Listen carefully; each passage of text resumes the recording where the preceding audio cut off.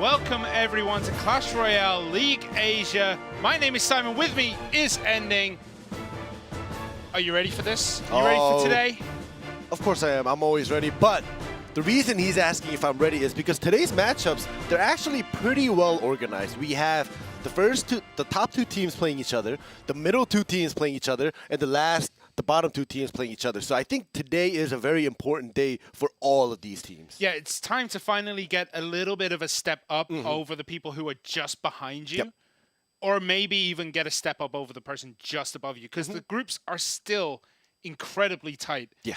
I mean, we do have OG and Entus starting out just phenomenally this season. Like, it's almost as if they had a complete transplant, but it's exactly the same players as last season. Exactly. They haven't had any roster changes. They literally just, you know, we were talking about this with some of the PDs from back in the day and you and I before we went live, and we were talking about how OG and Entus, they didn't have anything. They didn't change anything. They just practiced a ton. Yeah. And it shows. They've completely transformed. But then you've also got Fav Gaming. Fav Gaming, you go back last year, you would say they were the third best team in Japan. Yeah. Behind GameWith. Yeah. Behind Ponos. Yeah. And above Detonation Gaming, as that's a given. Yeah. But the fact that they're doing so well this season, even with minor changes, I don't think they had that many changes from last season. Yeah, no. It's incredible. The games so far this season have been absolutely incredible. So I can't wait for OG and Entus and Fav Gaming to get it in today. But as you can see on the screen now, we do have the tables. And you can see OG and Entus sitting pretty 4-0. The only team still undefeated at this point. Then Fav Gaming 3-1. Sandbox, Bren Esports, who are going to be up first, not having the greatest of seasons so far. Nope. Then OPGG and GameWith at the bottom of the table. Last season's second place, currently sitting 1-3. Yeah, and you know, when you look at Group B standings, some people may think, shouldn't it be upside down? Yeah, that's what I think. This table is upside down from last season. Exactly. Maybe OPGG had a good start if it was upside down. Yeah. GameWith and Bren Esports came into this group as the favorites. I couldn't find anyone who would have said during the off season that GameWith and Bren Esports would be bottom half of the table by week 5. Yeah. Nobody would have said that. I should have bet some money on it. I was like, hey, do you want to bet the game? but like Simon was saying, like nobody, like Bren Esports in the 4th, there's still a possibility for them to climb pretty easily. Yep. GameWith though, dead last. Of course, there's still more than half the season left, so they can definitely climb. It's just being dead last, even though there's, you know, there hasn't been that many games played, just climbing all the way up is going to take a very long time. Yeah, but as you can see, Sandbox Gaming versus Bren Esports, GameWith versus OPGG, and then closing off tonight, battle of first and second, OG and Entus, currently the only undefeated team in the league, against Fav Gaming, who have been on an absolute tear of their own lately. I just can't wait for that third game. But this first game, Sandbox versus Bren, it's going to be a difficult matchup for Bren. They have to turn everything around.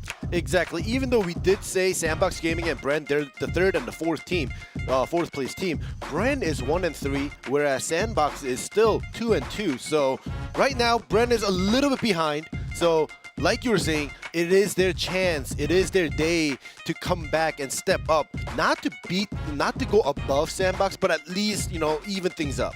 Yeah, challenging Sandbox right now. I mean, 2v2 is anyone's game. Yeah.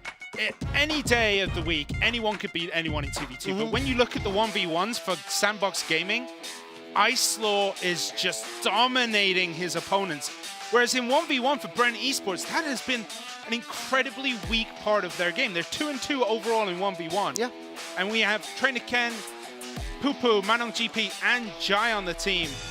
Poopoo still hasn't really made much of an impact in the team so far this season, just coming out for 2 King of the Hills that he ended up losing.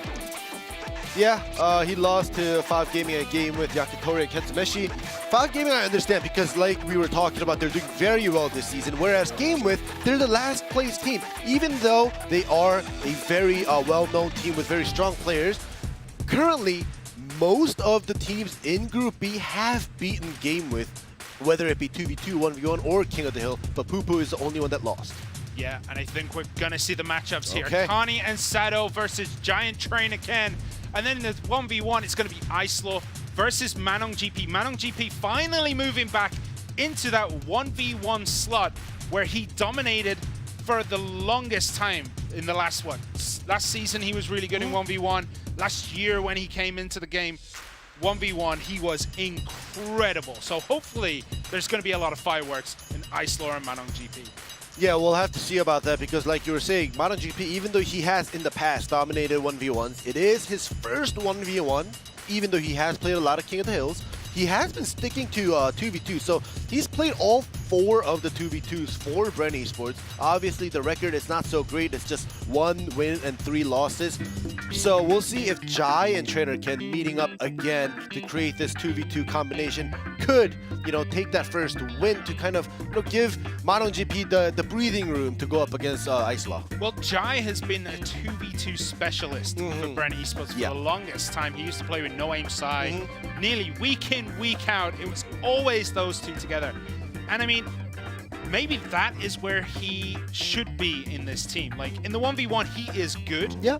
But his 2v2, it's just phenomenal. His 2v2 is incredible. Yeah. But if we look at Sandbox Gaming, their 2v2 partners have been rotating around kind of Connie, I would say. Connie and Sado have kind of become their 2v2 partner. And they're going to be on today banning Inferno Tower, sorry, not the Inferno Dragon, the Inferno Tower. We're going to see the usual Tornado ban. We don't need to talk about Tornado. But Inferno Tower ban is an interesting choice. We don't get to see it banned all too often in 2v2, right? Yeah. We actually, not this, well, this season is definitely the first, for sure. Last season, maybe a couple times, but very little, like you're talking about. However, this Inferno Tower ban, I think Sandbox Gaming predicted that the opponent is going to ban Tornado, obviously. And getting rid of this Inferno Tower opens up so many heavy, brutal cards here. And, this might go back to the old meta. Yeah, but I mean, Golem hasn't been in the meta for a long time, but we're about to see this 2v2 between Sado and Kani in Sandbox Gaming and Jai and Trainer Ken for Bren Esports. We have Sandbox in blue and Bren Esports in red. Yeah, so, to continue on a little bit more about that Inferno Tower ban, Tornado being banned plus the Inferno Tower being banned also opens up the Lava Hound, as I wanted to say that before, they used it, but the Lava Hound, the Inferno Tower causes so many problems for it, plus the Tornado, but they knew that Tornado was going to be banned, so they banned the Inferno Tower. So, I wouldn't be surprised if we sometime in the near future see another Lava Hound maybe in Game 2. Yeah, well, we see the Lava Hound dealt with incredibly well here by Sandbox.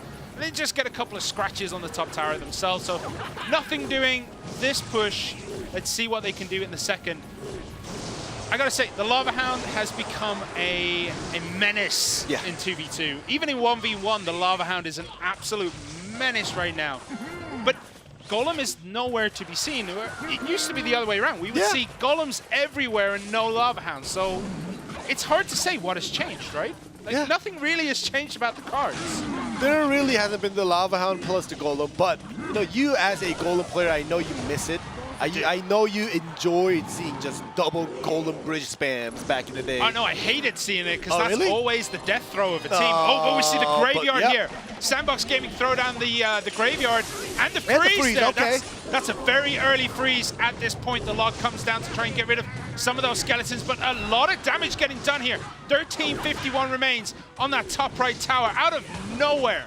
Yeah, that was a great surprise freeze, and I'm pretty sure Bren, they didn't even expect that freeze to come out early. However, it was a great play by Sandbox because they saw the Lava Hound, they saw the Goblin Cage being put down, so they just used freeze, thinking and knowing that they're gonna be lacking elixirs a little bit. And that was also a great defense by Sandbox with that double Rascals. Yeah, exactly. 4 Rascal girls make mincemeat out of anything in the air. And also, that Tesla is a beautiful choice in the 2v2 deck. Tesla is one of probably my favorite defensive structure right now. It just does so much work. for whoever plays it. We'll see another graveyard coming down here for Sandbox. The Baby Dragon tanking up the tower. A defensive poison comes down, but the Baby Dragon locks on. A lot of damage getting done. 8-8-5. Couple more scratches getting done by the skeletons. And nothing seems to be going right here for Bren Esports. All right, so now, as you were saying, nothing was going right. So they're going to commit to the bottom left side using the lightning, allowing the lava hound to get past. And they did get rid of the Larasco girls, but the Dark Goblin in the back and the Princess on the right side definitely helped out. And now the left side, even though there was so much commitment, was defended. Yeah, you know it's going bad when a Lumberjack dies to a Princess. Like a Lumberjack on Bren Esports, the Princess took it out, but here is another poison. Another defensive poison against the graveyard, but still good RNG on a couple of those spawns. Give it a few more scratches, 550 remain. But this is very much in Sandbox's favor right now. Bren Esports need to make this Lava Hound push now with the Inferno Dragon behind work. Otherwise, they are going to lose steam and not be able to take this game. Exactly. Right now, we do still see Sandbox not having such a hard, strong hitting spell on their side, except for that one last card that's hidden. Like you said, this one push that's happening right now by Bren. There's only 138. There's only 138 on the top right-hand tower. There we go. There is the poison and a freeze. Okay, just to make it a little bit quicker. Beautiful play there. 2v2 specialists. Sato and Kani, incredible, incredible play. Great. So good. Exactly, and like you were saying, Sandbox, they've been rotating a little bit with the 2v2s. Even Shin2 and Greed has played the 2v2. However, Sato and Kani, like you were saying, they play the most 2v2s, and I think the reason is, even regardless of their record just being 1 and 2, even though it's a negative record, their teamwork probably is the best matching for this 2v2 on their team, and you can see that right here on this replay. Yeah, that freeze got so much work done, and it's only 1 minute 30 in the game. We never usually see freeze until the last like 3 seconds of a game. It's a surprise. But I guess you kind of expect it these days, so it's not much of a surprise anymore. But look at that. All those Rascal girls clean that up. Look at this. Look at this Princess here. Just pop, say goodbye to the Lumberjack. Like, that, you never get to see that. I know the Rascal boy was doing so much defensive work there, but the Princess, if that Princess went down, it may have gone a little bit better for Bren. I don't think that was like a major turn. Yeah, it's definitely not a game changer. However, when you send something to get rid of the Princess, but you have something in the front and you end up not being able to kill the Princess, that's always going to be in the back of your mind. Oh my goodness, I have to send something again to kill that, you know, 1 HP Princess. Yeah, you never want to leave a Princess on the field because every shot it takes, it gains so much value. Like, the Princess is such an incredible card, but if you can kill it instantly every time, it doesn't do anything for you. But we're going to get into game number 2 here, as Sato and Kani look to close out set 1. But Jai and Trainer Ken, I'm hoping they want to just turn this around and start bringing those W's to Bren Esports, because it is not looking good right now. Yeah, it definitely isn't. And the Sandbox, other than bringing in Islaw, all the other members are still the same. And I don't know, Bren Esports 2v2, I would have never thought that Sandbox 2v2 would be beating Bren Esports 2v2. Well, we're going to have to see if this losing streak continues. The Musketeer here trying to defend. The Dark Prince as well played on the side, out of the poison for at least a little bit. The Musketeer trying to take down that Baby Dragon, and it goes down, but the Dark Prince is not long for this one. All right, here we go. They're going to go push for that Royal Hog Miner push, and this chip is going to be scary. And many people think, you know, we actually, with the Tornado being literally banned every single week in the 2v2s, we have seen not as many miners. You know, I would have thought with the Tornado being banned, always miner, because it's a free placement, right? But there hasn't been that many. But now, seeing the miner and the Royal Hog chip damage, that is going to add up. And we see the graveyard come down from Bren Esports. This is going to be a freeze to follow this up. There it is. The log for Sandbox Gaming was played very early on here. 5-5-9-7 remain. A lot of damage done, but it only equalizes the score for Bren Esports. Doesn't put them in the lead quite yet. And the Fisherman and the Eniwes making their way to the tower, answered by the Dark Prince, who's going to clean it up and then probably die to the tower. Yeah, the AoE on the Dark Prince is great, as you saw after the update. However, about the Fisherman, you know, people say, some say they're OP, some say they're not, you know, depending on how you use it, yada yada. It feels like it's a little bit weaker for being such a tanky or tanky looking card. I'd say it's a very good, it's as skillful as probably a Tornado. You have to put it in the right place, but this is a big push coming from Bren Esports. The Dark Prince. Dark Prince doesn't connect. Beautiful snowball just to stop that in time, but still a lot of damage getting done. 8-1-7 remaining on that bottom right tower for Sandbox. It looks as though Bren Esports have found their cycle. They found what they need in this match to try and take this set, but it's going to be rough. I'm telling you, this is why Graveyard has been banned so many times this season. You know, not every single time like the Tornado has been, but the Graveyard ban in the 2v2 has been the norm this season, and this is one of the reasons why. The RNG, you know, a couple scratches from the skeletons every time will add up like the minor chip damage. Yeah, but the Hugs here trying to close this out before another Graveyard can be played, and they're getting a lot of damage. 200. And the Lightning will finish this for Sandbox. Oh, this is the raise. Poison and a freeze. I don't know. Oh, the skeletons are adding up. It looks as though there's a miscommunication here. Oh my goodness. They had Lightning. It was in hand too, I believe, and they went for the poison. See, and also the thing is, as we were thinking about the Lightning, right, and they put down the poison, so I was looking at the tower HP, but I'm not 100% sure. Did Connie have enough elixirs for that Lightning is the question, because I actually missed it, because I was looking at the tower to see which one was going to go down first, but this definitely 100% was a miscommunication, if I presume. Well, I mean, yeah, because as soon as Bren Esports won that, I looked at Sandbox and they were just pointing at each other like, you should have had that. Yeah. I want to look at the last bit of that highlight. The Dark Prince did get a connection there. Okay. It didn't look like he did, but these Hogs here. Okay, so this is the moment. Right now, after this attack, does he have 6 elixirs for the Lightning? Because he could have just waited. There's 6. Okay, wait. And he plays bats. Oh, he played the bats. That's why he didn't have the elixirs. Yeah, he played bats, then the E-Wiz. I guess it's just leaving that tower there. Yeah, he definitely, it's either he wanted to defend it, even though knowing that Lightning wasn't going to kill it, which obviously would have been a stupid call. And the other one is he didn't see the opponent's tower, and he just focused on the frozen graveyard on his base, and he wanted to defend it. Hence, the bats and the E-Wiz. I mean, it happens. Yeah. Bren Esports played a great 2v2, but it did look in the bag for Sandbox Gaming at that point. And Bren Esports just kept their composure. They're like, okay, there's a poison. It's going to tick us down. We have 4 seconds. You know, that's how it felt in that game. We have 4 seconds left. Let's just go for it. There's the poison. There's the freeze. And it did the job. Yeah. Sometimes, like, the worst enemy you can have is yourself. Exactly. Bren Esports were like, okay, we're not going to... There's nothing we can do about this poison. Just go for it. And it worked out. Are they going to be able to repeat that in Game 3? That's the thing, though, because, like we're saying, Bren did get the win, but it wasn't a clean win. Yeah, it was definitely messy.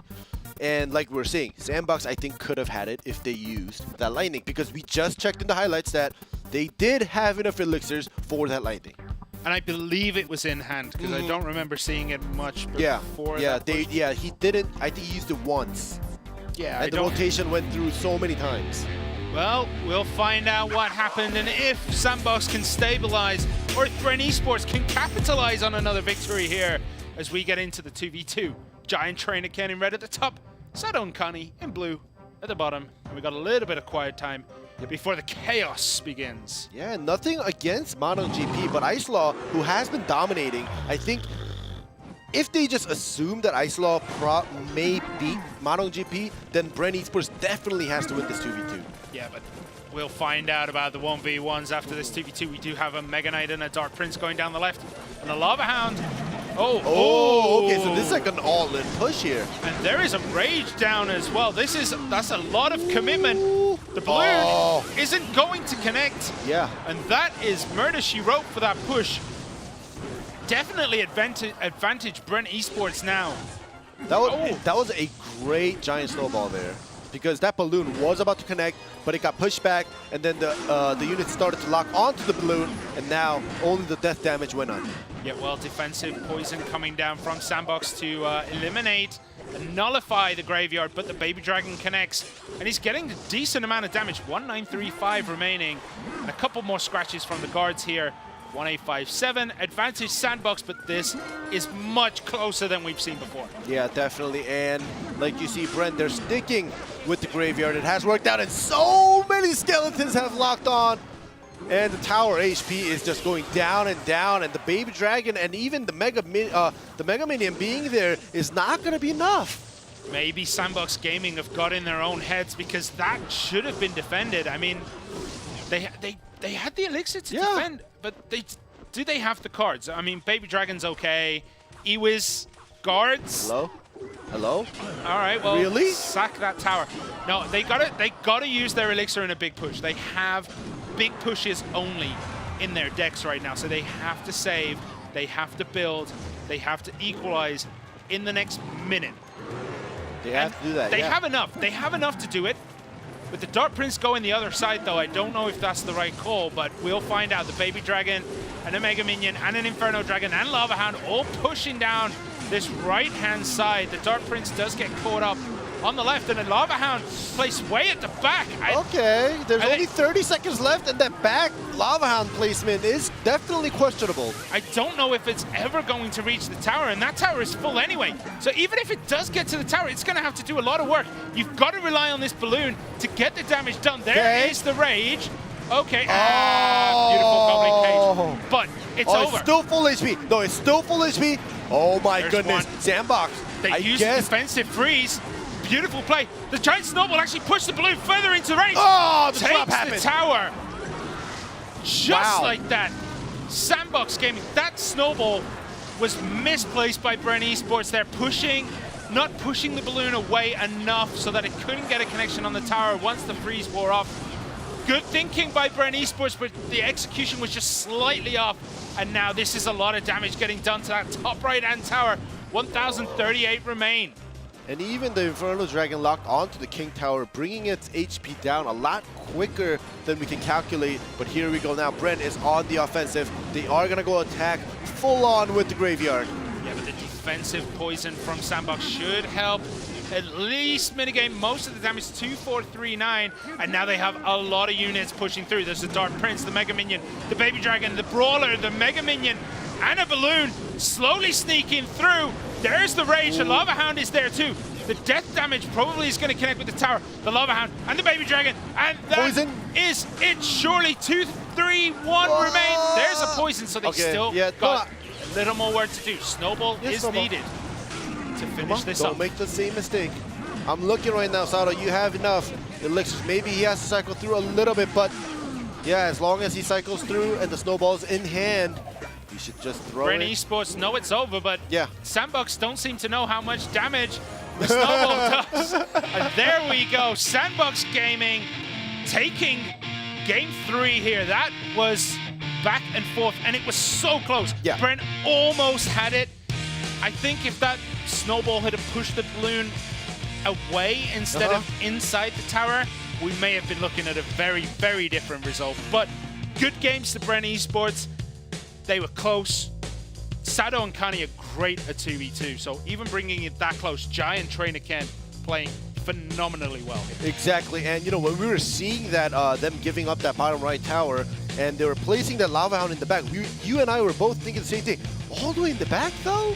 30 seconds to get to the this tower. Is why they're pros. This is why they're up there, because in their heads, they were calculating, all right, we're going to just give up everything on the right side. We know they're not going to kill the King Tower.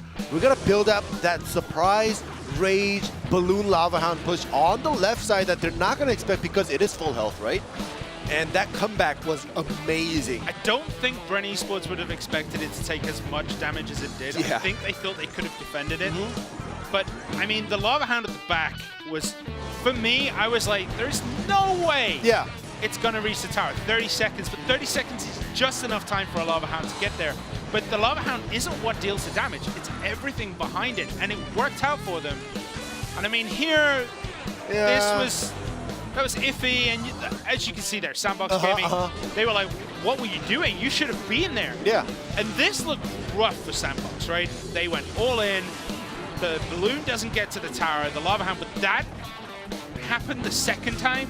It worked phenomenally well for Sandbox. Exactly, and this time around, I think this was the first graveyard, or maybe possibly the second one. Yeah, the first one was with the freeze, but look at this. I mean, he got pulled towards the cage. He gets the one drop. Freeze comes in, good. Snowball pushes it inside. And I think just a little bit more time would have got that for them. It was rough. And then here, this was just murder, she wrote. They just signed, sealed, and delivered that final node. And then Sandbox had a bit of a toy around, you know, letting Bren think maybe there's a chance. But you look at Bren, you look at Trainer Ken there. He knows it's done. He knows it's a snowball and it's over. And even the Ice Spirit got the kill. Oh my goodness, that's... Not very often you see the Ice Spirit take down a tower. But 2v2 is done. 1v1, we're going to get to see Icelore versus ManonGP. ManonGP's first 1v1 this season, and I have to say, I am excited because ManonGP has been one of my favorite players to watch. All of last year, at least the first half of Season 1 this year too. So I'm excited, but Icelore has been incredible. He's played so many different decks. Yeah, he has, and even that caption there under his name was like, oh, he's been playing creative decks. And in the beginning, yeah, he's been sticking with the meta decks. Mostly, he loves the Fisherman. But last week, that was the moment where he started to use different kinds of decks that his opponents actually were surprised about after seeing a couple cards, especially that Royal Recruit by Icelore against Dandelion. But we'll see if he will be able to pull it off again against ManonGP. Well, Icelore did lose last week to Dandelion. Yep. But he has beaten Expo Master KK and Jack. Yeah. Jack and KK. Jack, beating Jack is no small feat. KK this season, all right. Expo Master this season, yeah. And Dandelion, though, Dandelion winning was a bit of a surprise for all of us. And hopefully that's not the turn of Icelore's CRL career where he just starts losing week in, week out. But we're going to see if ManonGP can bring this back to Bren Esports and take us to King of the Hill, or if Icelore can close it out for Sandbox Gaming. Icelore in blue, ManonGP in red, and we're going to see what's going on here. All right, so it is ManonGP's first 1v1 this season. He has played a ton of King of the Hill, so you know it's not like he's rusty. Probably been practicing. And the Miner Bat, I love this combo. Miner Bat is a ridiculous combo when it gets full damage off. It can pretty much take a tower. Yeah. But we do see the Fisherman from ManonGP, and a Bandit usually means... goodness. A Bandit usually means bridge spam, but ManonGP just took a bit of damage, and here we go. Icelore playing down that mortar, and a Mega Knight here for ManonGP. So, you know, we have seen a lot of Bandit P.E.K.K.A most of the time, the bridge spam that you're talking about. However, in Season 1 even, we did see a slight variation with the Mega Knight in it. However, Icelore prepared that P.E.K.K.A for that Mega Knight. Anything to stop the Bandit just in time with that Goblin Gang. Whew. Yeah. That was last millisecond of timing for him there. Last millisecond. Okay, so we see Fisherman slowly swinging his anchor down the field, and a Miner comes in. We see the Goblin Gang from Icelore to defend. And Miner too, but the Fisherman connects. Yeah, he wanted the defensive Miner to actually, you know, take the attention away from the Fisherman, but it did not work out that well. Well, as soon as the Fisherman connects onto anything, as soon as it starts swinging its anchor, that's what it's going to hit. And it's so hard to distract him here. There's the P.E.K.K.A, which should deal well, but has he got anything to deal with that Bandit there? Goblin? No, not this time. He's going to let it go. He had to let the charge go through. He didn't have any elixir to defend there. So unlucky for Icelore, but good news for ManonGP is that he is starting to get these connections. He's starting to deal this damage. And it's balanced right now. Anybody can win this. Beautiful poison taking out those bats, though. There's the Fisherman taking out the Spear Goblins. A defensive Miner slapping another Miner. All right, so once again, ooh, the zap to reset. Okay, so now Icelaw knew. All right, once it starts swinging, it's already too late. He has to reset it. And, you know, two elixirs for not taking any Princess Tower damage is worth it for him. It's going to work out. But he needs that mortar to start connecting to that Princess Tower and that Fireball. Yeah, he needs something here because he is taking a lot of damage. Icelaw's bottom right tower, look at that, 942. Yeah. So much damage getting done. Snowball taking out the goblins there that were attacking the Inferno Dragon. 1373, the mortar is working for Icelaw, but it's not working quick enough. P.E.K.K.A comes in here to defend both Bandit, Miner, and those minions. But the Fisherman down on the left side is kind of looking a bit lonely. The Inferno Dragon comes in. There's the Bats to defend. Snowball to take them out. Inferno Dragon's going to take out the P.E.K.K.A. Probably Spear Goblins to defend. Oh, Goblin Gang to defend here. But again, more damage is being done to that left tower for Icelaw too. It's ManonGP has all the options available to him.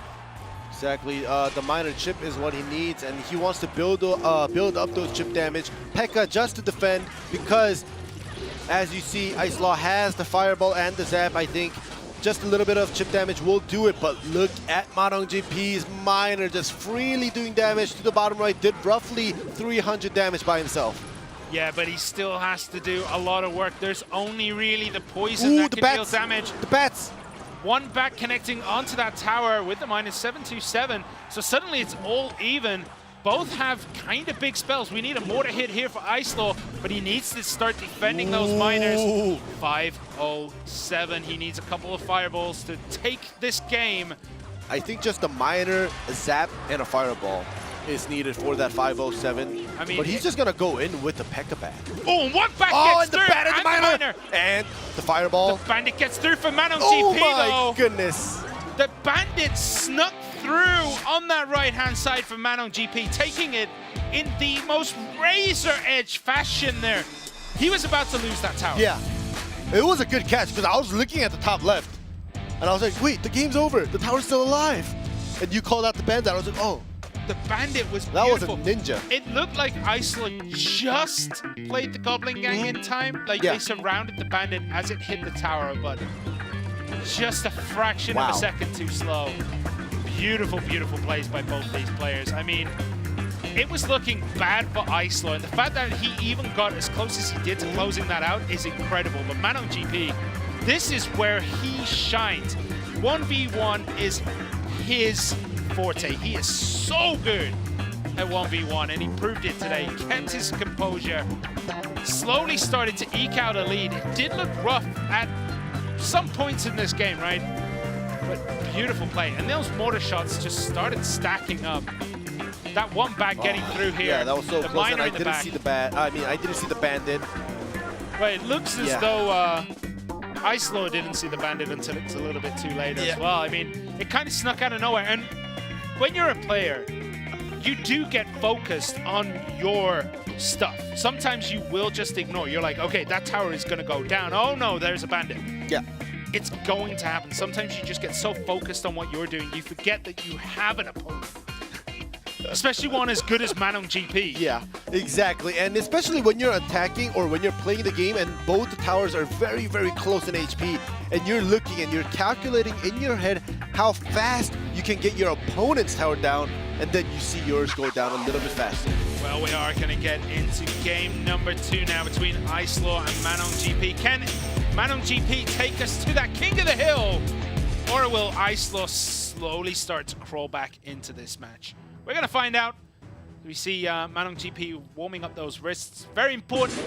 If you are playing the game, you got to keep those wrists nice and healthy. You don't want to be damaging those. Well, definitely not. But we do see the Furnace here, and you know, usually Furnace, it has been the card to hint that Royal Giant. So we'll see what happens with that. But that one Fire Spirit connecting is huge. I mean, ManonGP kind of mistimed his snowball. He just got nothing but Furnace. Was hoping to catch the Fire Spirits as they were popping out. Nothing major. It's not a game-breaking loss, but you know, you throw a snowball at a Furnace, you expect to hit at least one Fire Spirit. Definitely. And here we go with the Goblin Cage being put down by ManonGP. It's still could be Furnace coming down. Double Furnace spawns here. There's a poison in the back to try and take it out. interesting deck so far for Ice Lord. There's the Royal Giant. Okay, is he going to get any purchase with this Royal Giant? The guards are there to try and stop it. A lot comes in. Mega Minion pushed away by the Snowball, so that will deny. Get a lot of damage. Yeah, it denied probably one shot, moving that Mega Minion out the way. All right. But yeah, when you see a Royal Giant, you definitely, it's not ideal to put down the Baby Dragon. I guess for ManonGP, for his hand, for his card in his hand currently, was probably the best choice, so he put it down. Unfortunately, he took a ton of damage. Look at the tower HP difference. Almost 700 plus difference here. Yeah, there's the Lava Hound. So this is that Lava Hound minor deck that we see quite often going around right now. It's an interesting deck. I mean, your whole source of damage is chip. You've got nothing but chip. Exactly. You're not expecting like a big clone with this. Like it's difficult to play. ManonGP is a player who can definitely make it work though. Yeah, even last game, you know, we were both seeing both players going and trying to win with chip damage, and obviously it was super, super close. Even this game, there's only a 200 HP difference. However, this time around, this Royal Giant is going to be a big problem. Great guard to keep that Brawler alive, to stick onto that Royal Giant. Yeah, 7-4-8 remain. Beautiful defense there by ManonGP, and then suddenly this looks very, very scary for Ice Lord. The Lava Hound coming down. Baby Dragon's there as well. The poison comes down as well. Trying to tick away some of this damage. There is a lightning. Okay. Good lightning. Miner in the back, though, isn't caught by those skeletons, so he is going to get a lot of damage. Snowball comes down, too. That's a lot of damage. 8-14 against 7-4-8. It's all even between these two. All right, this is going to be a little bit closer, exactly like last game. But this time it's all focused on one lane, so we can keep track of that. Exactly. We're not going to lose track. And there is the Fisherman onto there. The Royal Giant is going to get one hit on that. The Royal Giant, that's not the point though. Because right now, what Ice Lord needs, because he has no miner, because he has no other source of damage onto the Princess Tower, he needs the Royal Giant to do at least 1 or 2 hits onto the tower so he can lightning for that win. If that's not going to happen right now, the offensive Lava Hound with the poison and the miner connecting. Okay, Snowball great push. comes in, but good defense by Ice Lord, but he is on a timer. Poison cycle will slowly start to tick this down. So this Royal Giant needs to work. 6 elixir to take out a 4 elixir building is not good enough for him. He needs at least 1 hit. 2 hits preferable. There's 1, not 2, so 1. But the lightning though. Oh wait, he has to defend this first though, because now he has to get back in his cycle, the lightning and the log, because if he's able to use both, he can win. But the poison and the giant snowball is going to finish it. 4 damage, just enough. ManonGP. Wow. That is why he plays so much 1v1. He is ridiculously good. You know, I'm going to be honest, from the gameplays that Ice Lord have been playing and his record, even though he did lose to Dandelion, he still was 1-2. He never, out of the 5 games or 4 games that he played, lost 0-2. This is his first big loss. And ManonGP, great gameplay. It was all very, very close and exciting, but slightly better play coming from ManonGP. It's so good to see ManonGP back in that 1v1 slot for Bren Esports. He has been sorely missed by them for the last few weeks, but now that he's back, makes a big statement taking out Ice Lord. Is this the slope that Ice Lord is going to start falling? He loses 1 game to Dandelion, and that is it. It just seems to be slipping further and further away from that beautiful, perfect record that he had by week 2 or 3. Yeah, and you know, I'm glad that even though when he loses a couple of games, you know, he's not raging, he's not getting angry. He's just like, okay, what can I fix better? You can see his face, not getting angry, but a little bit disappointed. But you know, that's what happens when you lose. And I hope that Ice Lord can pick things back up, because now he's on a 2-game losing streak. Yeah, well, if that Royal Giant had got that 1 hit when he got 0, we'd have been looking at a very different result here. But, I mean, every time ManonGP went forward with an attack, he got at least some damage done, and that's how you have to win with this deck. Every push needs to connect something. Exactly. And there, he just let the miner do too much damage, and then after that, it was murder she wrote. The tower ticks down. I mean, the miner just got too much work done. Too much work. But we are going to King of the Hill, as we always do when I'm here, and we're going to see some more incredible games. We have Sado versus Pupu kicking us off, and then it'll be Shinchu, then Icelor as the anchor for Sandbox, and Trainican and ManonGP as the anchor for Bren Esports. This is gonna be nuts. It definitely is, and as we know it, I'm actually surprised that Jai isn't here, because I know Trainer Ken, he has played that 1v1 as well in the past, but you know, we've seen a lot of Jai in that 1v1 as well, so you know, I guess for Bren Esports, all 4 players, they have the potential, they have the experience to actually play 1v1, especially in King of the Hills, rather than the 3 games of 1v1. I mean, we saw last week Jai in 1v1. He did not look happy. No. There was one point in the game, I believe, where it just looked like he just gave up. He lost the tower like a minute in and just gave up. He just gave up the ghost. And it looks as though Bren Esports have looked at that and gone, all right, your mentality isn't strong enough for 1v1 at the moment. We're going to sit you down. You're going to go back to 2v2, get comfortable again, maybe come back later in the season. That's psychology. That's the psychology, I'm guessing, at this point, and that's why you would put Pupu there. Even though Pupu has 0-2 record in King of the Hill. Yeah, well, we'll have to see, because this player here on your screen right now, Pupu, as Simon was saying, this, from today on, is the day that he has to make a name for himself, because he has to clean up his record and get rid of that 0 on the winning side, because 0-2 is not a clean record, and as days go on, if he keeps losing and losing and losing, Bren Esports definitely are going to start regretting bringing him back in. Well, I mean, Sado too is sitting at 0-2, but he has lost to Jack and KK when KK was on his game. Yeah. So this is the battle of the 0 and 2s right now. Sado for Sandbox Gaming, Pupu for Bren Esports. One of these players is gonna break that 0 today. Who is it gonna be? We'll find out in roughly 3.5 minutes. I'm calling it now. 2 minutes 30 remaining on the clock in overtime. That's when it finishes. All right, we'll see about that. But yeah, you're definitely right about one of them getting gridded and getting that win on their record. Here we go, Goblin Cage. And a Royal Ghost from Pupu. So I'm guessing it's going to be bridge spam. That's where we mostly see Royal Ghost these days. We don't see him in... Okay. There is the trash can on wheels. Sparky played at the back. Are we going to see it with the Goblin Giant, or are we going to see it with something else? All right, probably most likely Goblin Giant, just to play it safe. Or Royal Recruits. Or that, or as that works too. Yeah, okay. It's looking like, Ooh, okay, Sado. I don't know if this is how you want to defend it. Yeah, the guards for the Sparky, yeah, but so much damage getting done on both sides. Yeah. Sparky, beautiful hit there. Zap comes down. Is it going to be able to charge for a second? No. But Sado got next to nothing done on that top right. And look at both of Sado's towers. 1185 on one, 929 on the other. That is the power of the Royal Recruits. Exactly, right the Royal Recruits plus the Battle Ram dash damage connecting. And that was a great split push by Pupu.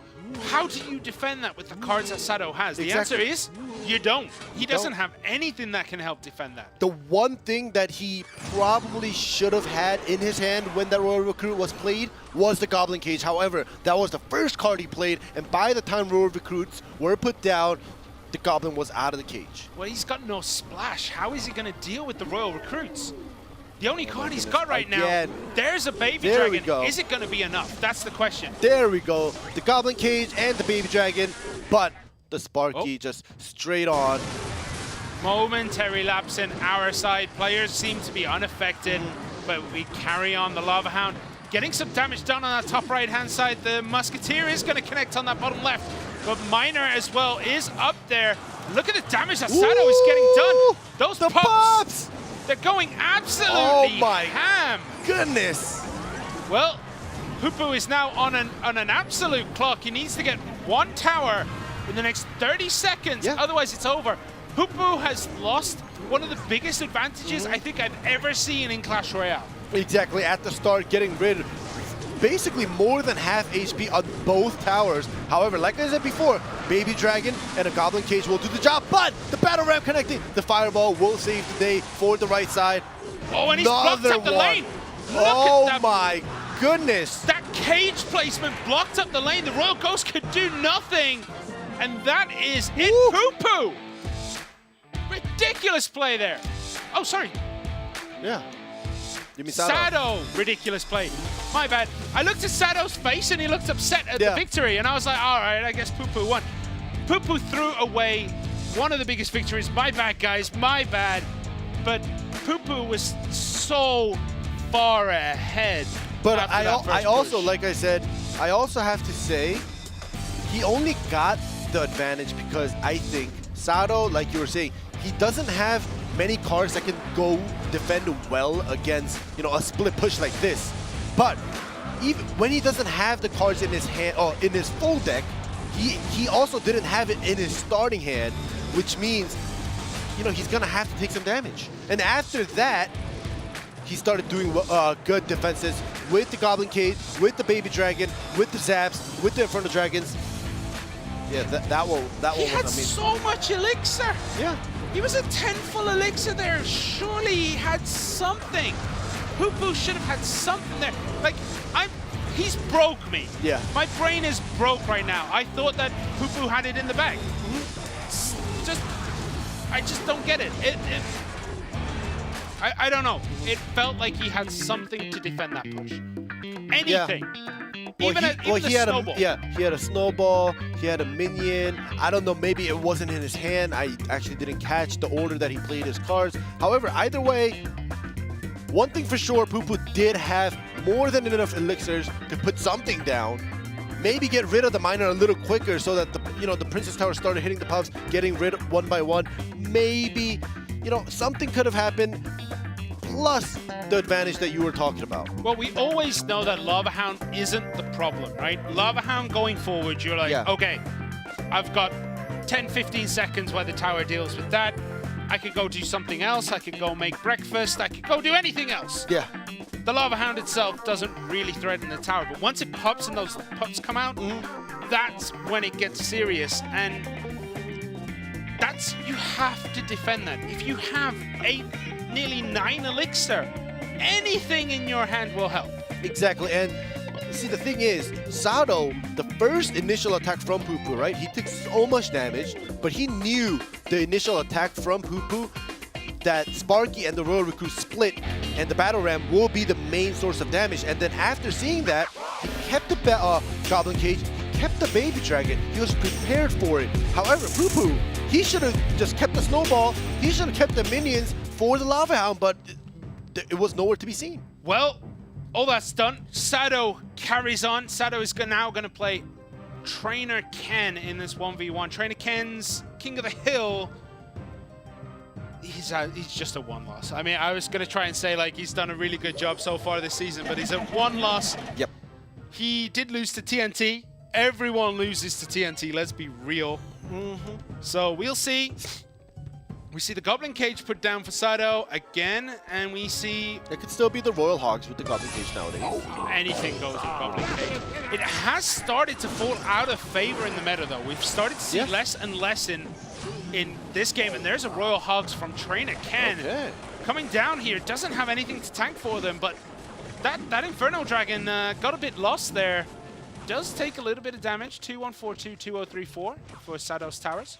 But yeah, as I was saying, Goblin Cage has fallen out the meta hard. Yeah, so nowadays, from what I've seen from other regions as well as the Clash Royale Asia, it is usually when you see the Goblin Cage, the Lava Hound, and depending on the other couple cards, it could be the Royal Hogs as well. But this time around, Sado seems like he's sticking with the same deck that he played against Poo-poo. Sado just let that Royal Ghost go absolutely ham on that tower. Look, 738 remaining. He took so much damage there.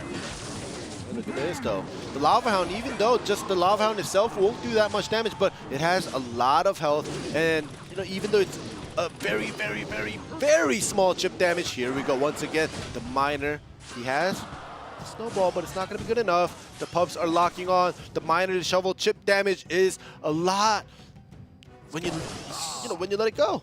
So much damage again. The miner and the lava hound here just getting towers down.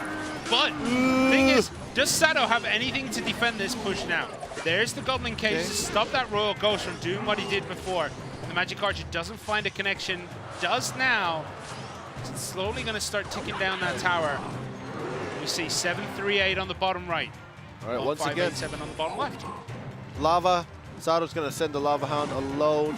But this time, ooh, Trainer Ken playing some mind game with the super splits coming through with the Dark Prince and the Royal Lock splits.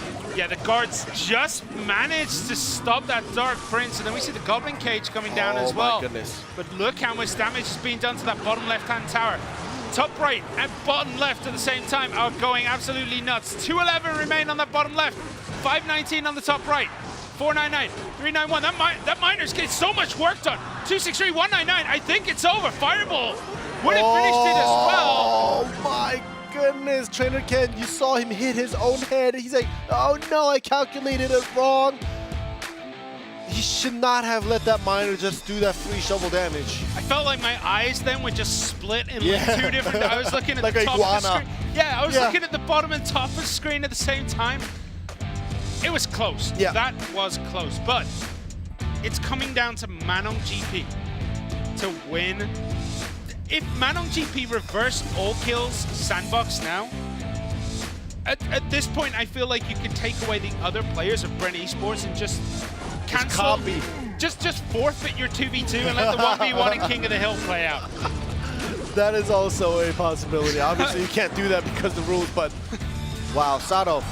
Like, the cool thing about Sado's plays are he knows exactly when to just give up a lane. No. That sounds so bad, but I know what you mean. I know what you mean. Give up a lane and allow it to take some damage. Not give up the game, but give up a lane where he, all right, I'm going to take 1,000 damage. I'm going to take 1,500 damage, but I'm going to have enough to kind of counter push, and he showed that in game 1 and 2. Yeah, I mean, that's the beat down player's curse, right? Yeah. That you just treat your health on your towers as an extra resource. And Sado is playing dangerous games with the health on his towers. Like, both towers there, could, if Trainer Ken could have equalized, Trainer Ken would have had a massive advantage. Yeah. However, he just shut out Trainer Ken.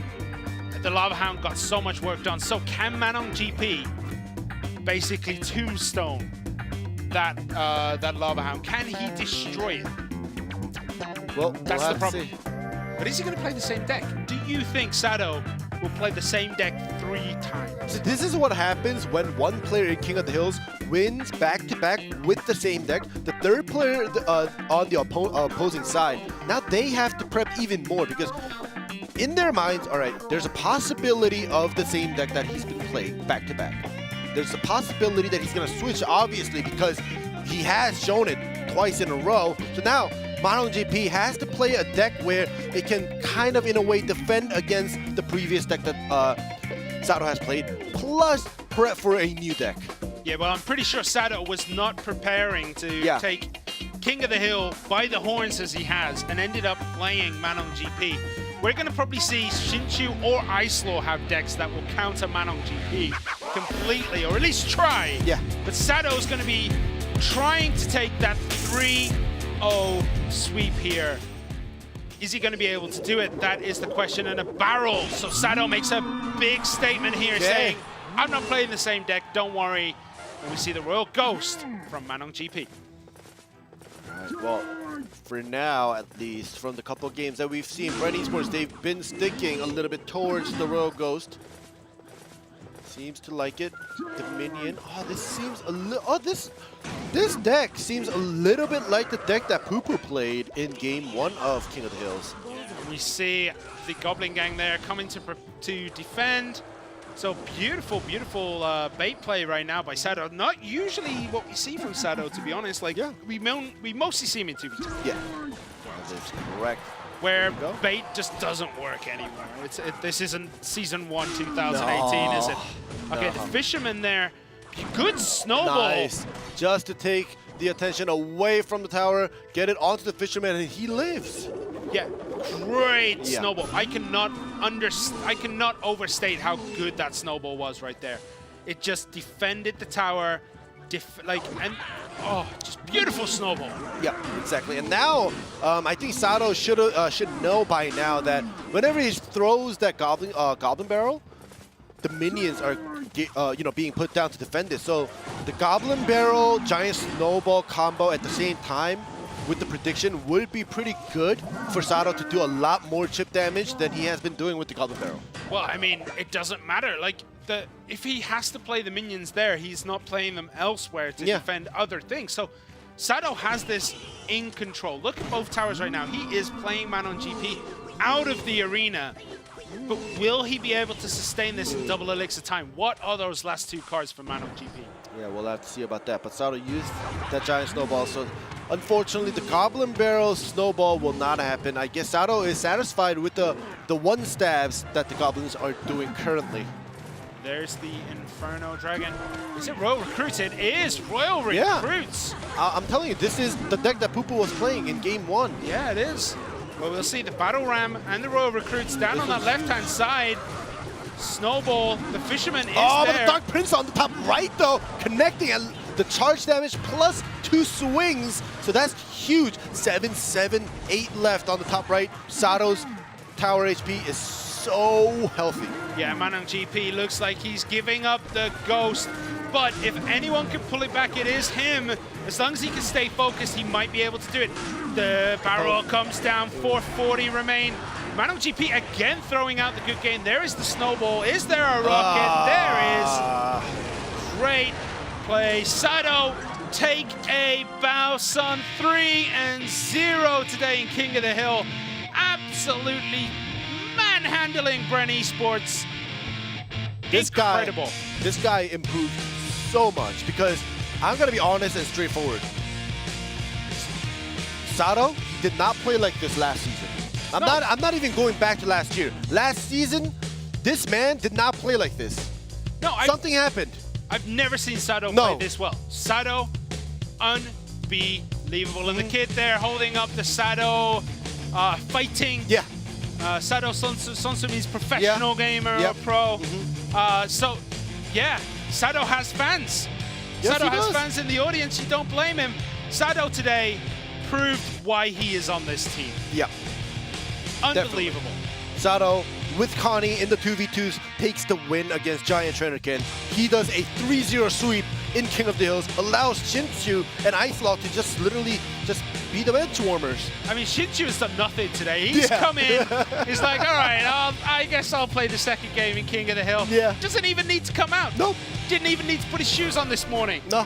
But great play. Yeah, that was just lovely play. The Goblin Barrel definitely was a surprise. Unfortunately, the Royal Recruit deck against the Goblin Barrel, the Cycle deck, the Bait deck, a little hard to play that Recruit, but great gameplay by both of them. Yeah, well, stay tuned as we'll be back in a few minutes with GameWith versus OPGG Sports. You do not want to miss this battle of the bottom two teams. So stay with us.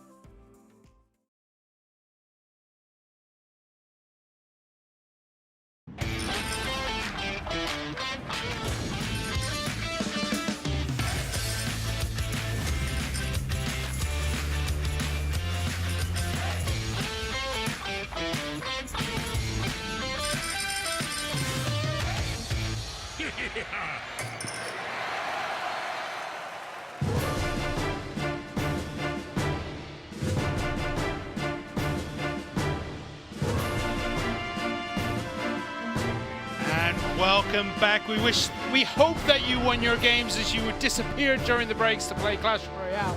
Oh, sorry, my voice just completely died there. Okay, so with that over, Bren Esports now pretty much bottom of the table, but this result will determine who finishes the bottom of the table, as we have GameWith and OPGG. Yep. OPGG Sports and GameWith, the two bottom teams that have the record of 1-3. So, like Simon was saying, Bren Esports, they were also 1-3 and they lost. Now they've become 1-4. So either OPGG Sports or GameWith, the losing team, will become 1-4. So tied with Bren Esports for the bottom. Yeah, and who would have thought that at this point in the season, we'd be sitting here and saying GameWith are almost going to be bottom of the table. Yeah. It's unbelievable. It definitely is. And this team right now here on your screen also, OPG Sports, even though they have some players that are very well known, you know, throughout YouTube, throughout the Clash Royale community, especially Expo Master as well as Tabong. Asher and Huni has been with them for a long time now. But, you know, the two members that I mentioned, Expo Master and Tabong, these two has to perform because they were the ones that basically needed or was brought in to carry the team, but they're not doing their job. I don't know if they're not doing their job. I mean, Expo Master, he's just kind of started to drop off. I don't think this is a meta that suits him very well. Yeah. I think that that's what he's falling victim to, but he always used to play a lot of decks. We are going to see him in that 1v1 against KK, another player who hasn't really been performing at the top of his game. Nope. But to get to that point, we got to go through the 2v2. Yakitori and Yuhiro versus Asha and Huni, both banning the Tornado. So what are we going to talk about during this period while we're waiting for the 2v2 to start? They've both banned the same card. It's always Tornado. Yeah. And you know, in the first 2v2, we saw the other ban come out at the Inferno Tower, and you know that was a little bit new. So we had some stuff to talk about. The Tornado ban, we talk about this every single week, and we just talk about it because it comes out, and it all, you know, it's the same thing. It opens up the minor placements. It allows Lava Hound pups not to get dragged in. You know, yada yada yada. You don't get to see the giant skeleton, and then after the death damage, you don't Tornado for that group damage. So you guys know the drill. We don't have to explain it, but let's see. Yuhiro and Yakitori, they're 2-2, so it's not so bad of a record for a team that's at dead last. Okay, I got a question for you. Since we're going to have a bit of time here. Yep. Which 1v1 powerful card would be absolutely terrible to use in 2v2? 1v1 card? So a card that we see all the time in 1v1, if you put it in a 2v2 match, and it becomes terrible. Is there any cards you can think of that doesn't work very well in 2v2? Well, to be honest, in the 2v2s, for the supporting cards, we see many, you know, 1v1 cards as well as 2v2 cards that kind of overlapping. But regarding the winning condition, you know, the strong cards that you need, I'm trying to think. I mean, there is an obvious answer. Expo. Expo does not work in 2v2. Well, then I gotta go with Mortar. But Mortar can work defensive. Expo doesn't quite work as well defensively, in my opinion, as Mortar. But we're going to find out if we're going to see any shocking cards here in the 2v2 as we get into the first game between Yuhiro and Yakitori and OP Huni and OP Asher. GameWith in blue, OPGG in red. What's going to happen? That's going to happen. Like I said, see, the Tornado being banned, it doesn't always obviously state that the Lava Hound will come out, but it's definitely, you know, a very high possibility of the Lava Hound coming out, as well as the Miner, which probably they're playing the Lava Miner. Good defense here by GameWith with the Inferno Dragon, with the Baby Dragon, and the Mega Minion here. Cleans that Lava Hound up before it even gets across the bridge, basically. And their Lava Hound is going to get some damage here. Okay. With poison coming down. The Flying Machine, though, is going to help clean that up, but it is going to drop to the poison there. All right, I think the initial push, obviously, the GameWith got a little bit more value out of it. You know, they didn't spend too much extra for that push. However, OPG Sports, they do have some leftover units from the defense. And damages that Lava Hound. The Mini P.E.K.K.A is an interesting choice here. Like, 2v2 always seems to be Lava Hound, like every game. So bring in the Mini P.E.K.K.A. Does that mean you were expecting a Golem or Giant Skeleton? Giant Skeleton, possibly Royal, Royal Giants, because I'm pretty sure these players are still kind of used to seeing so many Giant Skeletons and Royal Giants from previous seasons, as well as probably in their practices, their teammates or their opposing teams using the Giant Skeleton for that 2v2. Well, one of the other things that I just thought about is the Mini P.E.K.K.A would be good against the Goblin Cage and the Brawler that comes out of it too. So you can clean that up and open the way through for your Lava Hound to deal damage. But look at the damage! OPGG's top right tower is just leaking. It's bleeding right now. 1, 2, 8, 6. So OPGG switch up. They go down the left-hand side. They have to do this. They have to switch that focus from the right to the left so it stays alive. But GameWith are not biting here. They're going in with the Lumberjack and a Rage on top of it. With the Inferno Rage Dragon. and a Rage. But a clone on the bottom left side. This is huge. Yeah, it looks as though OPGG are going to get that tower. There's not much they can do to stop it. Are GameWith going to be able to take that top right-hand tower? That is a question. Poison comes down. Mega Minion is there. No. OPGG defend just about. And Mini P.E.K.K.A gets 2 swipes as well. So GameWith need like 600 damage on both towers. If... I don't know. Oh my goodness, but if you look at the spells, GameWith, they brought the Rage. Oh, good. Luckily, they do have Lightning, but only 8 seconds left. Do they have it? I don't think they do. Even if they log and poison now, it's a little bit too late for them to take damage. Oh my goodness. Great snowball at the end. GameWith there. They had so much damage dealt to both towers. And OPGG they just focus. That switch from the right to the left, so good. Yeah, so great smart. Call. Great call. It looked as though they were throwing it away, right? They were like, okay, we're going to sacrifice that tower. We're just going to push down this lane, take it, equalize, sort ourselves out. Then the clone happened. Beautiful play. You know, for today, I'm going to call what OPGG just pulled off. They did the Sato. They were able to calculate and sacrifice a certain amount of damage on a lane to get and even things out, like you were saying. Well, they didn't even sacrifice that much. They were damage defending at this it. point.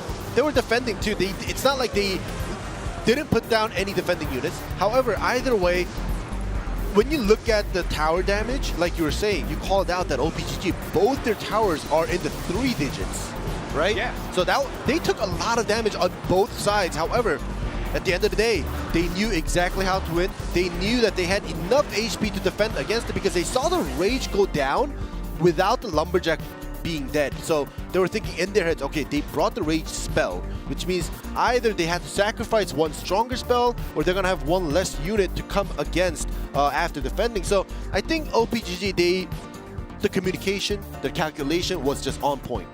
Yeah, well, GameWith dropping 2v2, I mean, it's happened all too often this season. All too often. They've won 2, lost 2. Yakitori and Yuihiro, but they just did not look like they had that game at all. They could, like, yeah, both towers are down to like 700, 300. But they've split so much damage. And I mean, the top left-hand tower only took damage because OPGG allowed the Mini P.E.K.K.A to get 2 swipes. Yeah, that's it. And you know, that's the thing that I was talking about. They pulled off the Sato, meaning they knew exactly what and when to sacrifice and take some damage, and able to do that counter push with the clone, as you were saying. And great call by OPGG. And wow, today's games are crazy. They're very, very exciting. Yeah, well, we knew these were going to be close when you have like the bottom 2 teams play against the bottom 2 teams against each other, the next 2 teams against each other, and the top 2 teams against each other. You knew these games were going to be close. I think it's a lot closer than I expected, to be honest. Like, not how the games play out. Well, yeah, how the games play out. Not the full out result where, you know, whether it be 2-0, 3-0 sweep, but every single game is so close.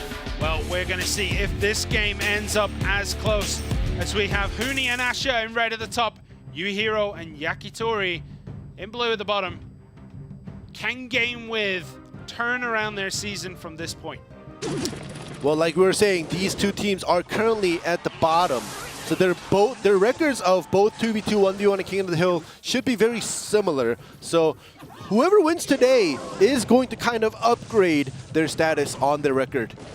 Well, we see this Lumberjack sneaking through, but the log, its mortal enemy, takes it out there. And a Royal Giant from OPGG. There's the Baby Dragon to take out those guards and a beautiful Goblin Cage. Laid down and defended nicely. This is actually when GameWith would want a mini P.E.K.K.A. Good lightning there. Royal Giant did get 2 hits. That tower is not very healthy at all. 9-3-3 remain. OPGG starting out with a very, very strong Royal Giant timing. Beautiful play. Unbelievable. But Yuihiro, Yakitori, they have it all to do now. Will they be able to make a push? There is an Infernal Tower on OPGG, which means the Lava Hound isn't going to have a very fun time trying to push through. Exactly, and if this was game 1 or the first matchup where the Infernal Tower was banned for that 2v2, it would have been a huge problem. However, this time it's a double tornado ban. Fortunately for OPGG, they do have, and they did bring that Infernal Tower, so we'll see how much of a hard time it'll give to GameWith. However, this time around, it does get through. It will get some chip damage in. The E-Wiz will do the work to kind of cut it in between, but the Baby Dragon is getting that. No, it's not getting the splash on, but it is taking out the other Baby Dragon. 1-4-3-3 remains, and that is a pretty healthy Musketeer, but not much health on that Baby Dragon, so it will drop to the tower after one fireball towards the tower. And during that time, in the meantime, the Lumberjack actually, I think it got two hits onto the top left tower on the OPGG Sports side. But now here we go. The Royal Giant right by the bridge, Goblin Cage in response. But like I said, where is the mini P.E.K.K.A.? Yes, summoning, playing the Goblin Cage right next to the Royal Giant there.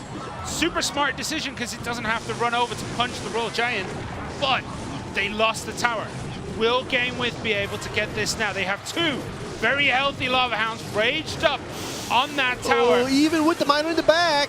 Miner in the back. The pups go down to the poison. 259 remain. The Lumberjack is there to clean that up. So, GameWith have stabilized. But can OPGG defend this? GameWith are just throwing Lava Hound after Lava Hound after Lava Hound on the front line now. They're trying to finish this here and now. Will they be able to do it? So much damage getting done. There's the Rage again. The Lava Hound. There's the Mega Minion.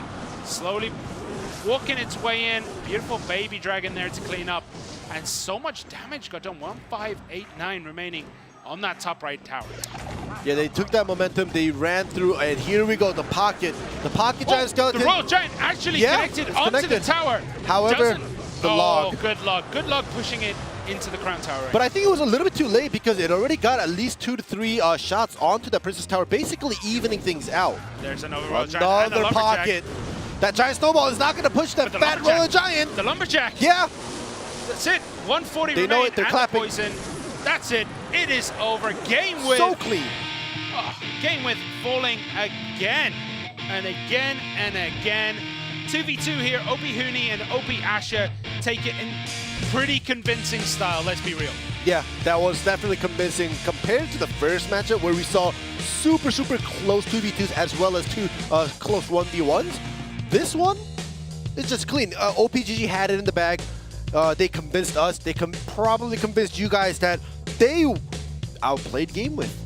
I don't know whether I'd say they had it in the bag. They kind of had it in the bag a little bit, but it was still like bouncing. It was leaking. Up and down. It was like falling out.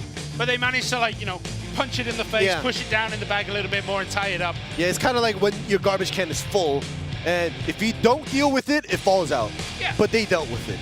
It's like having a bag full of snakes. Yeah. Like, we know what that's like. Anyway, beautiful 2v2. Yuihiro, Yakitori, they kind of need to gel better together. And this is the first time, I believe, Huni and Asher have actually won a 2v2. Yeah. It's their first 2v2 victory against GameWith. And that is true. It's Yakitori and Yuihiro, like, what could they have done better? Is it deck selection? Is it their execution? Are they being countered? What went wrong for GameWith? Well, if you see this game, it wasn't like a super mirror match, but you know, both sides they had double Lava Hound on either side. It's just the way they defended, I think, is the matter. The placement, the timing, because whenever it's a Lava Hound, it's all about who lets the opponent's Lava Hound cross the bridge first. So the Princess Tower helps out with defeating the Lava Hound. And I think in the slight small placement timing, OPGG Sport had it, kind of luring the opponent's Lava Hound over first. I will say, GameWith learned a lesson about, like, we saw the highlight where the Goblin Cage is in the middle, the Royal Giant takes it out, and then the Royal Giant hits the tower. Yeah. They learned. After that, they put the Goblin Cage right on top of the Royal Giant, Correct. so it didn't have to run. Like, there is beauty in GameWith's play, but the final product just isn't there. It's like they're trying to make a souffle. They got all the ingredients together, and then once they put it in the oven, they put it in too hot, it collapses. Yeah. That's what it feels like. They have all the ingredients. The deck selections are okay, but playing the same Lava Hound deck twice, OPGG came in with a counter deck and just took it. Correct. And now moving on to the 1v1, KK versus Expo Master. And both KK and Expo Master are, or should I say, used to be great 1v1 players until this season happened. And I don't know what happened this season, but both KK and Expo Master, yeah, Expo Master not so great in the previous season either.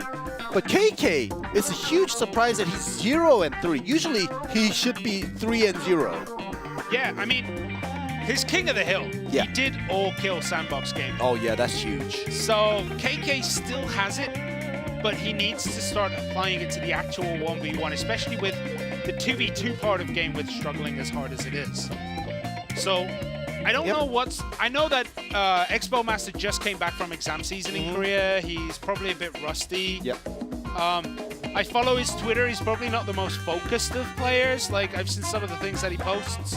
He's not exactly focused on Clash Royale 100% of the time, but he has to turn it around. And he promised. Yeah, he promised did. everyone that he's going to turn it around at some point this season.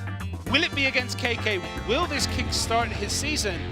Or will KK start his season by beating out Expo Master? We're going to have to find out. One of these players has to break their losing streak tonight.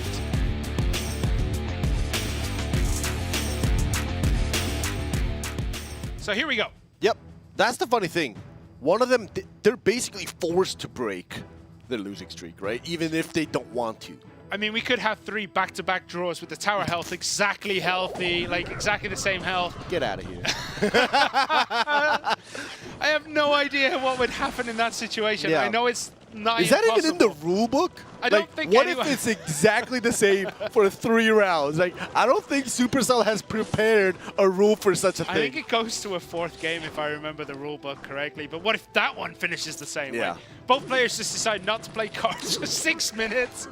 Okay, so we do see Barb Barrel. I mean, Musketeer too. So it's hard to get a gauge on what the win conditions are going to be here. Obviously, the Miner is a win condition for KK and Expo Master. But what do they have with it? There's the Barb Barrel to defend those guards. The Musketeer as well, taking it out, dies to poison. So kind of just feeling each other out. There's a bit of footsie play right now. Definitely, and seeing the Barb Barrel is kind of weird, but excluding the Barb Barrel, you know, there's a lot of possibilities, but the Baby Dragon coming out as well. So both players having the Miner. If it was just the Ice Golem and the Miner, I would have said KK probably, it's possible that he brought the Balloon, but seeing the Barb Barrel, seeing the Musketeer, maybe... Could be Lava Hound for KK? No. He has played Lava Hound, Baby Dragon, Miner. Yeah. And it was with a very similar kind of low-end cycle cards around it. There is a Snowball. So it'll be interesting to see what's going on here. Both players still just kind of trying to figure it out. And there's the Balloon. Yeah. Okay, Balloon comes in. Miner in the back to tank up some of that tower damage. But the Goblin Cage from Expo Master will draw that Balloon across. Do I smell a Lava Hound or a Royal Hog from Expo Master? It could be either. It could even be Hog Rider. You never know. Anything could go in that last slot for Expo Master. But Poison taking things down. Baby Dragon gets 1, maybe 2. Nope, just the 1. All right, damage is being done. And there's a Balloon again. Yep. Miner comes in on the side. Balloon is once again distracted by the Goblin Cage from Expo Master, and the Mega Minion is going to be there to help, but it was so close, and Expo Master drops down. There is the Lava Hound, and an Inferno Tower from KK is going to help deal with it, but it's not locking onto the Lava Hound, it's locked onto the Baby Dragon. The Mega Minion is going to get the lock on again. Oh my goodness, the Inferno Tower was distracted for such a long time. Even though we always say the Lava Hound chip damage is not that strong, but still, being left alone with so much health left for that long, it's definitely going to do more than enough damage. It felt like everything just kind of aligned for Expo Master. The Baby Dragon was in range first, and then the Mega Minion was pulled on from the other side, which got in range as the Inferno Tower was changing, and that Lava Hound got so much work done. 5-2-1 remains on that bottom right-hand tower, but this Balloon is very healthy. The Snowball to move it around, but another Snowball, is it going to get there? No, just the death damage this time. Miner not caught out by KK, and the Brawler as well is right on the front. Is it going to get a hit? No, 66, 39, 12. Down it goes. Expo Master takes game 1. All right, well, so you saw the desperation of KK near the end of the game where he sent the Ice Golem Balloon and then also the Miner, because usually it's, you know, I talked about this last week when Paper Thin was here, and it's usually the Miner Balloon or the Ice Golem Balloon, right? And then after you send that, depending on what the opponent defends with, then you send the other units. But KK was doing that in the early mid games, and then when he started to feel like he was getting pressure, he started sending both the Ice Golem and the Miner and the Balloon at the same time, which, you know, is going to cost a lot. But when that gets defended very well, like Expo Master did, then, you know, you literally have nothing else to pressure your opponent. Yeah, it felt like KK had a good hold of the game for the longest time, and I don't want to say panic. Yeah. But he started to see each of his pushes didn't get anything done. So the Balloon every time was pulled out. And it feels like there was a slight shift in KK's like attitude towards the game. He's like, all right, I need to make it work. I'm just going to keep forcing and forcing and forcing. And Expo Master played it cool. Nice, calm and collected gameplay from Expo Master. It didn't look like he felt any pressure. Just takes the game. So he is currently match point here for OPGG. If Expo Master can win this time, I think this might be the cleanest day of Group B if Expo Master wins. With you on the cast. With me on the cast, obviously. Otherwise, we get to the old King of the Hill. Yeah. We're going to get into Game 2, Set 2, or Set 2, Game 2 is the correct order here. As we get in, Expo Master in red at the top, KK in blue at the bottom, and a Furnace for KK, which probably 99% means Royal Giant. And we do see the Flying Machine. Here we go. Maybe a Fireball bait deck that he wanted to try. We may see the Barbarians with it as well, depending on what. Oh, okay, he's gonna go. Okay, okay. Rascal played in the back. You mean Bandit? Bandit. He does look like. She does look like a Rascal girl in a hoodie. Yeah. With the cape. Yeah, with the cape. On. Yeah. So the Bandit does fall down there. The Magic Archer is right on the tower, so if that Baby Dragon connected, it would deal some splash, but beautiful Snowball, beautiful bats means that is not the case. And a Fisherman played in the back for KK, and there are the Hogs. And another Furnace here, he's going to deal with it. Bandit gets a charge on the Fisherman, does get a charge on the tower as well. Nice one. With 3 Royal Hogs being alive, obviously the Log will clean it up pretty nicely, and unfortunately the Magic Archer will not connect the piercing arrow through the Mega Minion to the tower. It needed half a tile more one side to get that angle, but good push out of nowhere, really, the Bandit connecting. The Hogs were very, very low after taking out the Furnaces.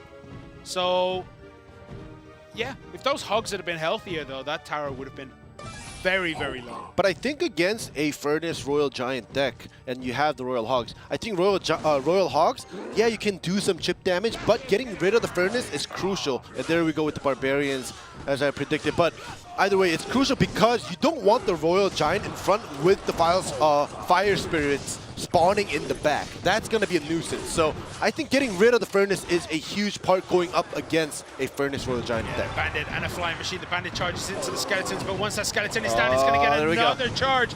And that Flying Machine is incredibly healthy. Flying Machines do so much damage to a tower. And look how well Expo Master defended that last Royal Giant push. Is he going to be able to do the same? No, this time he does take 1 hit, 2 hits. But those Barbarians are pretty healthy. That Magic Archer is very, very healthy, untouched in the back. The Fisherman trying to do what he can. The Hugs come in. There is a Flying Machine and Bats. There is so much air here for Expo Master. The Hugs do get through as well. And look at that. The Baby Dragon is unable to touch the Flying Machine. The Flying Machine is full health. Oh, and it's going to lock on. It got in that sweet spot where like neither tower can get it, but it's still just across the bridge. Fisherman had to be used there to distract because KK cannot afford to take any more damage. The Hugs come in. The Flying Machine is there. The Bats, the Archer.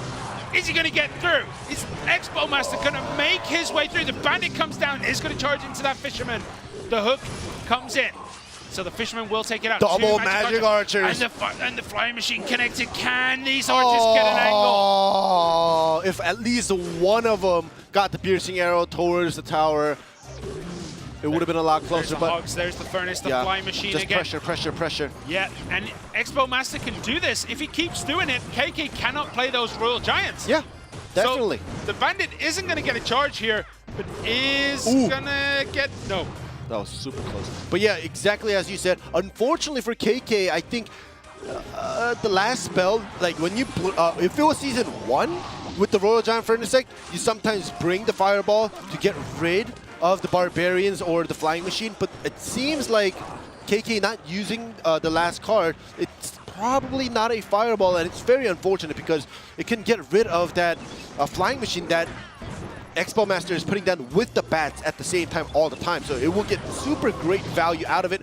Oh, but this one gets the charge, and Expo Master. Wow. OPGG take this in a clean sweep. Set 1 2-0, set 2 2-0.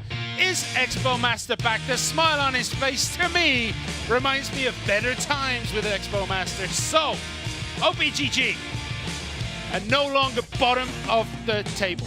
All right, and the weird thing to actually announce is Bren Esports and GameWith, they're tied, not for first, but for last.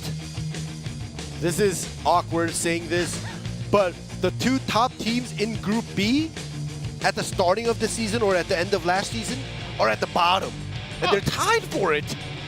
Yeah, the two teams who basically got to choose their opponents are getting bit in the butt from this.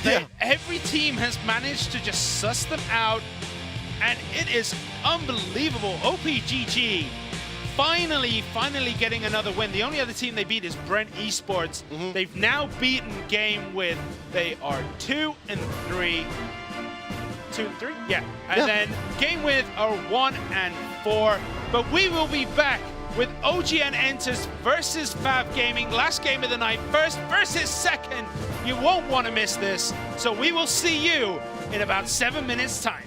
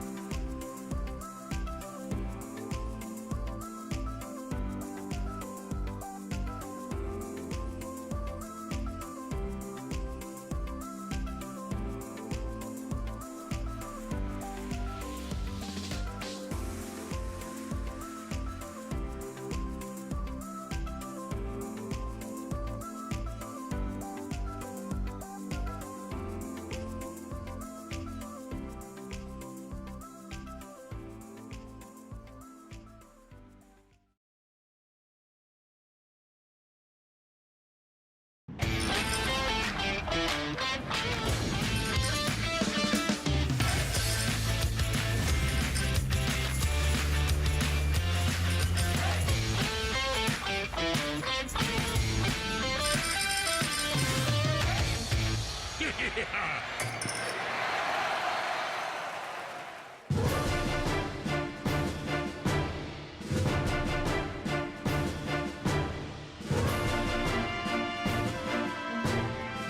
welcome back to the third and final game this evening.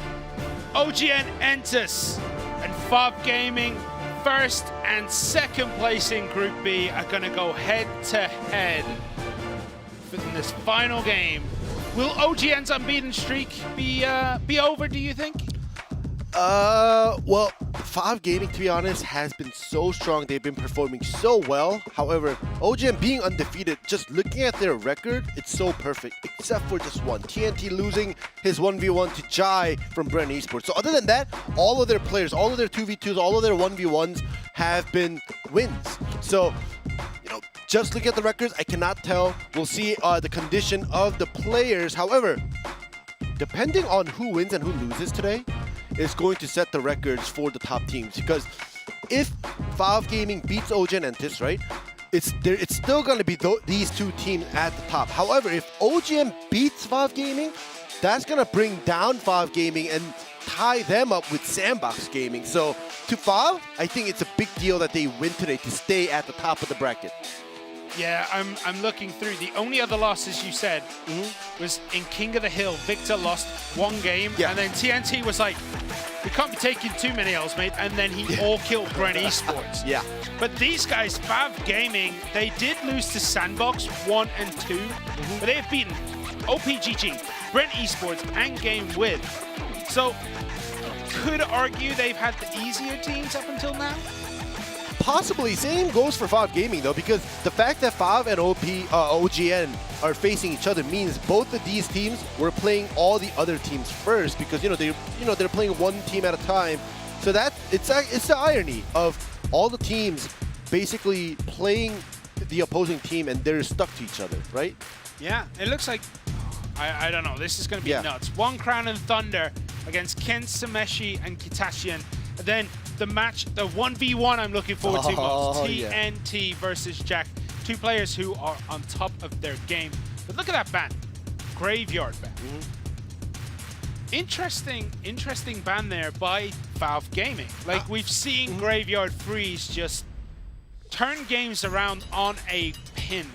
It's like they don't even have turn circles. They just they're going forwards and then they just spin 180 and go back the other way. Exactly. And I was surprised at the first two games. Yeah, the Tornado ban's been there. The Infernal Tower ban was understandable for that matchup. However, last week, if you noticed, there were a lot of Graveyard bans last week. So I wouldn't be too surprised with the Graveyard ban. It's just, these two teams, they're just playing mind games. Is the opponent going to ban the Tornado? Because that is always a huge nuisance to many of the cards that are being in the meta these days. Yeah, but if you ban the other cards, I mean... Yeah. If you leave Tornado in, but you ban, let's say, Lava Hound, and you ban... What else are you going to... Fisherman. Let's say you ban Fisherman and Lava Hound. What decks are you going to use? Like, we have only seen Lava Hound really in TVT. We've seen the one Royal Giant deck. Yeah. But everything else has been Lava Hound. If Lava Hound and Fisherman was banned, like for example, I think they're gonna all go back to the old Giant Skeleton Royal Giant with the Tornado in it. Let it, because that was, I loved those games.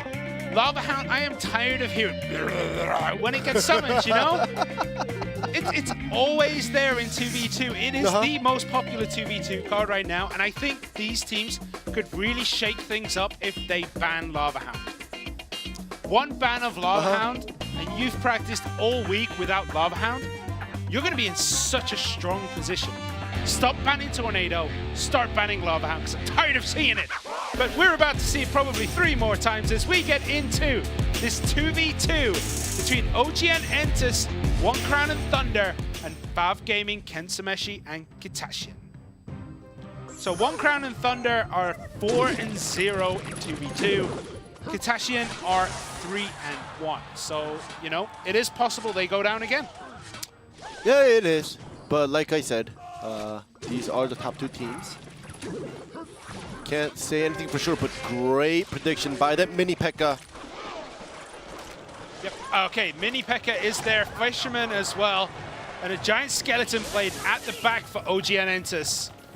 And there's a rocket. A rocket against the E, which was interesting. They did this I think it was last week or last week, where the chip damage from the rocket constantly plus 1 unit basically won them the game. And great defense here by the Mega Minion and the Inferno Tower. Well, in 2v2, you can almost afford that rocket cycle because you got an ally to help you.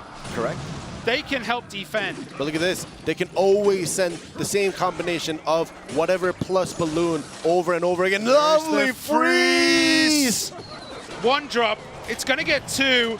Is it going to get the 3rd? No, it doesn't. But the miner should finish it with the explosion damage. Vav Gaming out of nowhere. We talked about the graveyard freeze.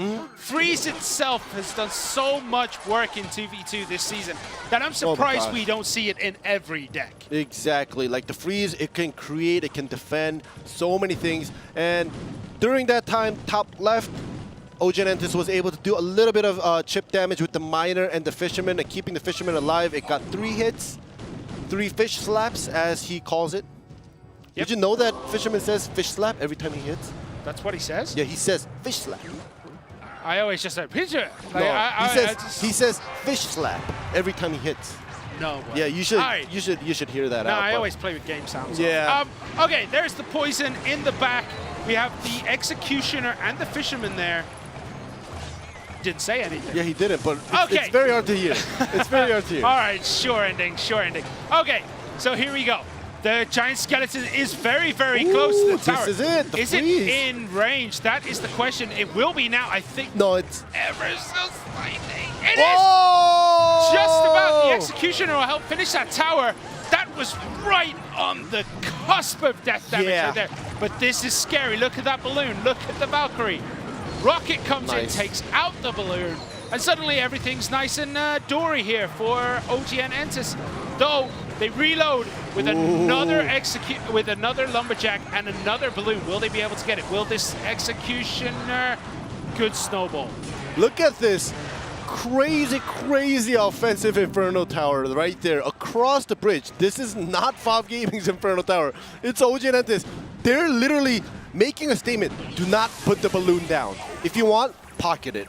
I mean, the other thing about it is when the balloon starts creeping over, you put the Inferno Tower there, it pulls it all the way back. Correct. There's a rocket, does connect with the balloon. Good rocket placement. I mean, rocket is one of those spells that is kind of difficult to use because you can easily miss. But no dice from OGN Entus. But this balloon is very healthy. There is the freeze. Snowball. Nice. Inferno Tower to stop it in its tracks. The zap does come down. Oh, it didn't drop. It was literally, he had the bomb in his hand. I don't understand. Just because he died, where'd the bomb go? That's the death bomb, dude. That's the death bomb. No, I'm saying, where did the bomb that the skeleton in the balloon was holding? It becomes the death bomb. We've talked about this. Okay. Anyway, Magic Archer is going to get purchased through the Valkyrie. So many hits. 5, can 6. OGN defend here? That is the question. Can OGN defend? There is the Inferno Tower. Beautiful snowball to push it back. But that balloon is still alive. The zap. Some damage is getting done. 370 remain. The death damage and the fireball. Oh my goodness, the fireball! Just closes it off. That was super close. You can see One Crown and Thunder looking at each other, not blaming each other, but saying that, you know, they were talking as if, oh, it was so close. We almost had it. Good try. Yeah, but I mean, Vav Gaming look as though that took absolutely everything to close that game. And it's no surprise. Yeah. That was close. Yeah. The Freeze, man. Freeze is so good in 2v2. And every time it comes out, I feel like a tower goes down. Yeah. Even when you're trying to defend with it, I feel like a tower goes down when Freeze comes down. Like, look here, man. So much damage. You got the miner, the lumberjack is there, the balloon. Even with the execution, trying his damnedest to get that balloon down. Still took way too much damage, but this was really nice too. That giant skeleton, freeze it. Okay, it's not in range, but unfortunately, I think it's due to the giant skeleton's range that it needed to walk a little bit further forward to try and hit the skeleton, like the guard. Yeah. So death damage gets done, and you got to give it to OGN Entus here. They defended for their life. Yep. That Inferno Tower didn't do the job it was supposed to do. It was supposed to pull it back. But here it just slowly builds up, and they defended, but then the fireball, death damage, game over. Great play. See, that's the thing. When you're playing the any deck with a balloon in it, right? Especially in a 2v2, you know, and you're prepping to support the balloon, whether it be any supporting units or it could be spells. But you know that there are only a number of cards that can perfectly defend the balloon, and you prep for that, and it actually worked out slowly for FAV Gaming. Yeah, well, we're going to see. Will FAV Gaming be able to take out OGN Entus and provide that first L in their 2v2? We'll find out soon. There's a Hog Rider. Did get stopped up by the Ice Spirit, and the Inferno Tower will finish it off. Nice and easy. Nice slow start there for OGN Entus and FAV Gaming. Yeah, and it's great to see a Hog Rider back in 2v2. We haven't seen a Hog Rider. We've seen a couple Royal Hogs coming back and forth for that split chip damage push, but yeah, Hog Rider being back in 2v2, it's been a while. But obviously the Giant Skeleton, you can't take them out of the picture. Yeah, Giant Skeletons are in nearly every 2v2. Oh, I thought that was going to push it into range. Mini P.E.K.K.A there will take it out though. Nice and simple. Out of range. No damage getting done there to the tower. And another Giant Skeleton loaded up to try and defend the Ewiz. Okay. And the Valkyrie. Good call. Good crown activation there. Yep.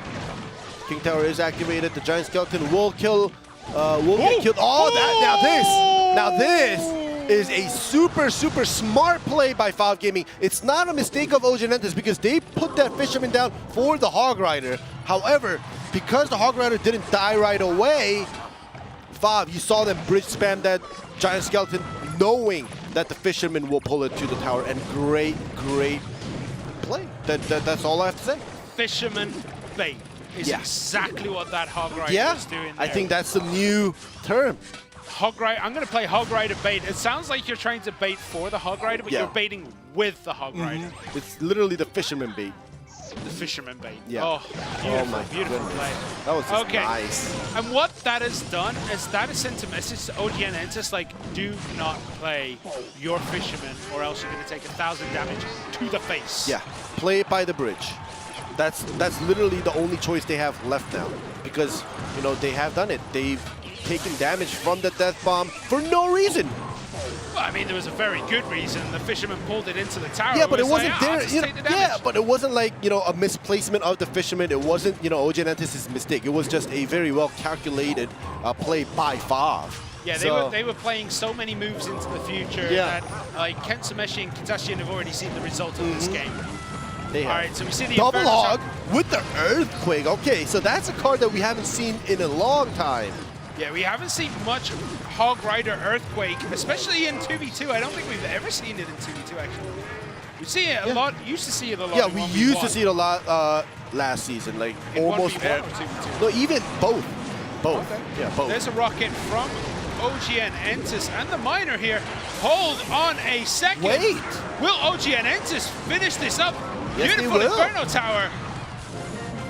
Like I said, it wasn't OGN Entus' mistake to have that Fisherman there pull that Giant Skeleton. So other than that initial damage by the death damage from the Giant Skeleton, everything else went OGN Entus' way, and they were able to cleanly beat out FAV Gaming in Game 2. If that was me and you playing 2v2, I'd have quit right there. As soon as your Fisherman pulled the Giant Skeleton into the tower, I'd have thrown my device across the room, smashed it against the wall, and then come and find you. Yeah. Like, that is what would have happened if it was me and you.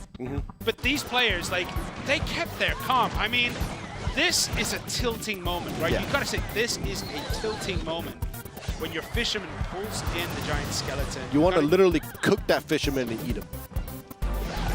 We don't promote cook cannibalism the fish here. that he's holding. We don't promote cannibalism here, man. We don't promote that. Cook the fish that he's holding is what I meant. But, I mean, OGN Entus, after that, they only took 800 damage for the rest of the game.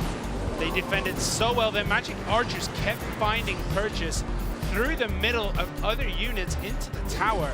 Poisons as well. The Miner comes down, does take it out. This magic archer here, I just can't believe the magic archer did so much work for OGN. The rocket, the Miner, the poison. OPGG. The Inferno Tower there just to hold things out for 2 more seconds. Yeah, exactly. And on the other side, One Crown also had 6 to 7 elixirs to spare just in case they needed to defend after the Inferno Tower goes down, and maybe if they didn't take out the tower. However, it wasn't needed, and the timeout is called by for OGN. Yeah, so okay. they win. They call the timeout. Now, all right, I'm going to go back 2, maybe 3 seasons ago. OGN Entus were losing every game. Yeah. As OGN Entus did. Yeah. They won a 1v1 match and called, like, they won the first game. Yeah. They called a timeout. It was a domination they win. They call a timeout. They ended up losing the entire match. And afterwards? Like, yeah, it just kind of gave them time for the other team to, you know, calm down. Hey guys, like, chill, we got this. And is it the same mistake again? We're going to have to find out when we get back into this 2v2. All right, well, this is that timeout after 2 games. It is tied up, and the reason OGN Entus calls this timeout is because obviously they want to win. They want to kind of slow down the pace, and because that set number 2, TNT versus Jack, is going to be amazing.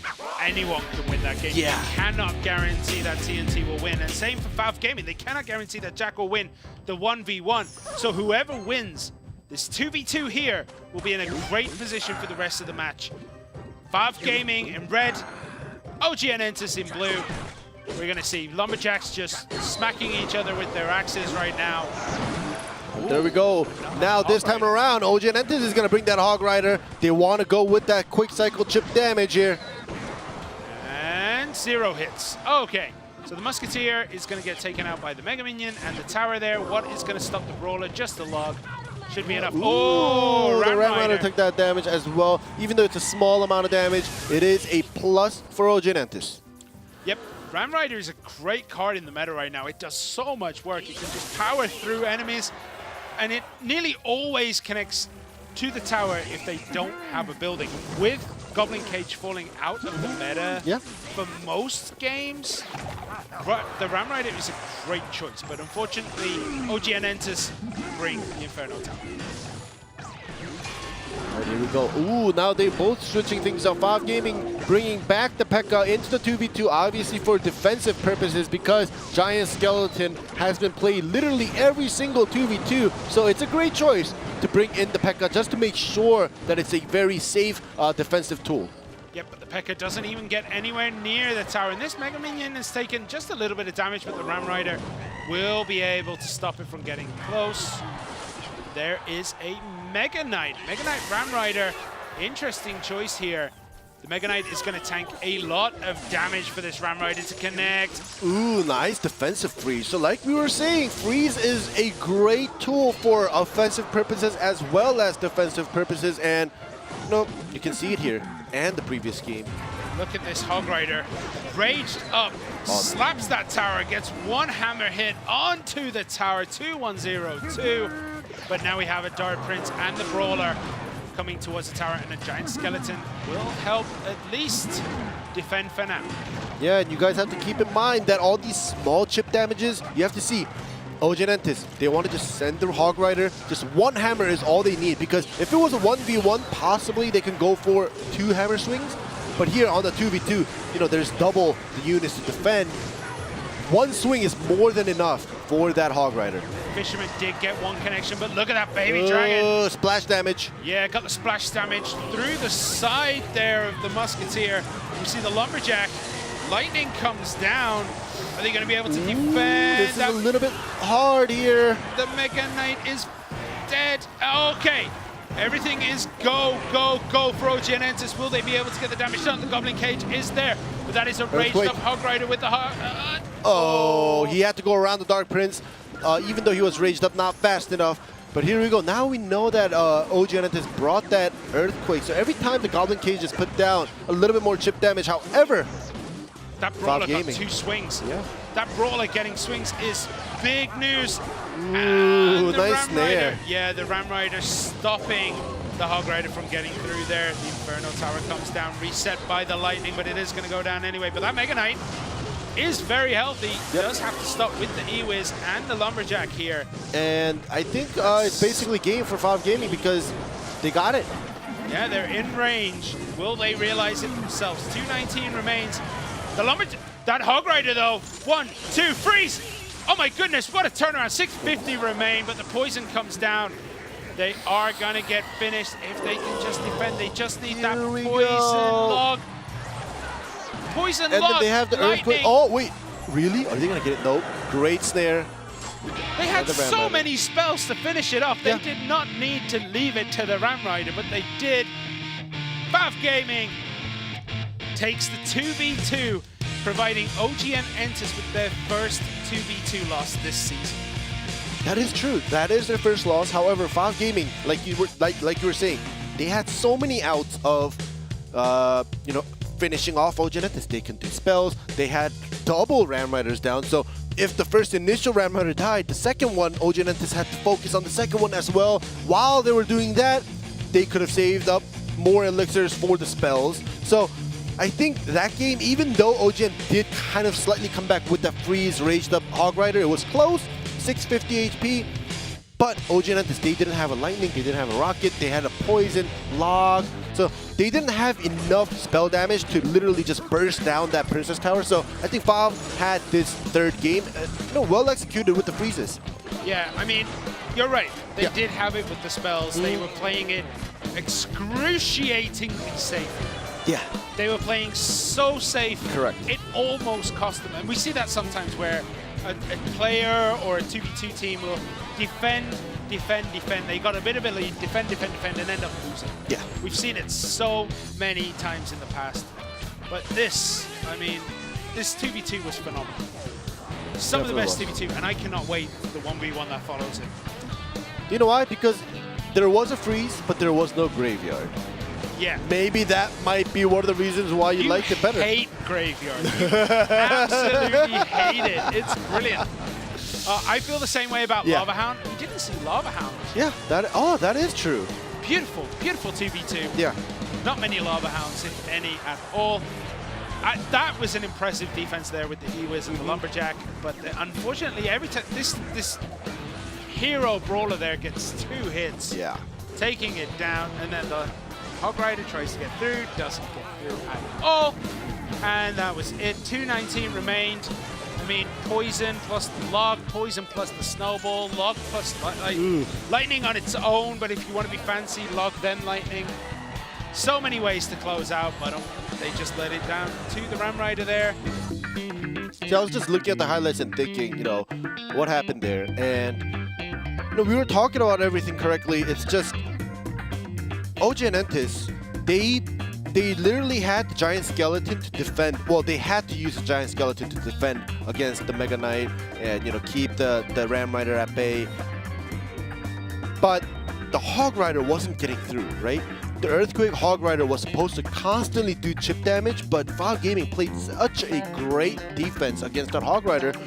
OGN literally got barely any chip damages, and I think that's the reason why Valve Gaming was able to win with the Lightnings, because I think they used at least 4 lightning spells, including the Giant Skeleton, Infernal Tower, and the Princess Tower. Yeah, but let's talk about this 1v1 now. Both players have played 2.9 Expo. Yeah.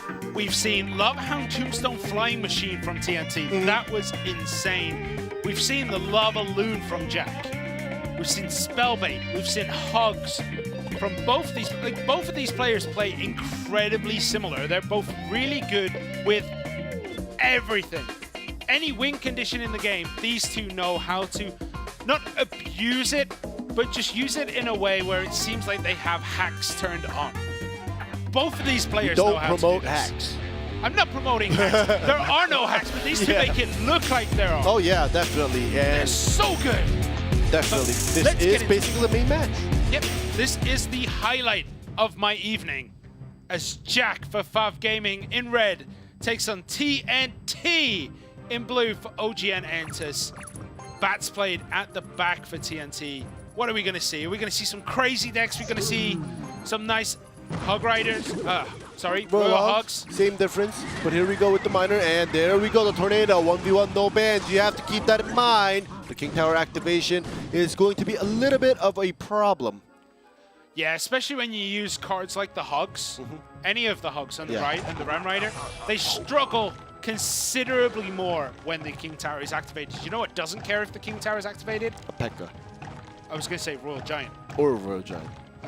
P.E.K.K.A doesn't care about anything. Yeah. He doesn't care about anything. Royal recruits from TNT. Okay, let's do it. I guess taking a page out of Dandelion's book, his teammate, as we see the Royal recruits come down.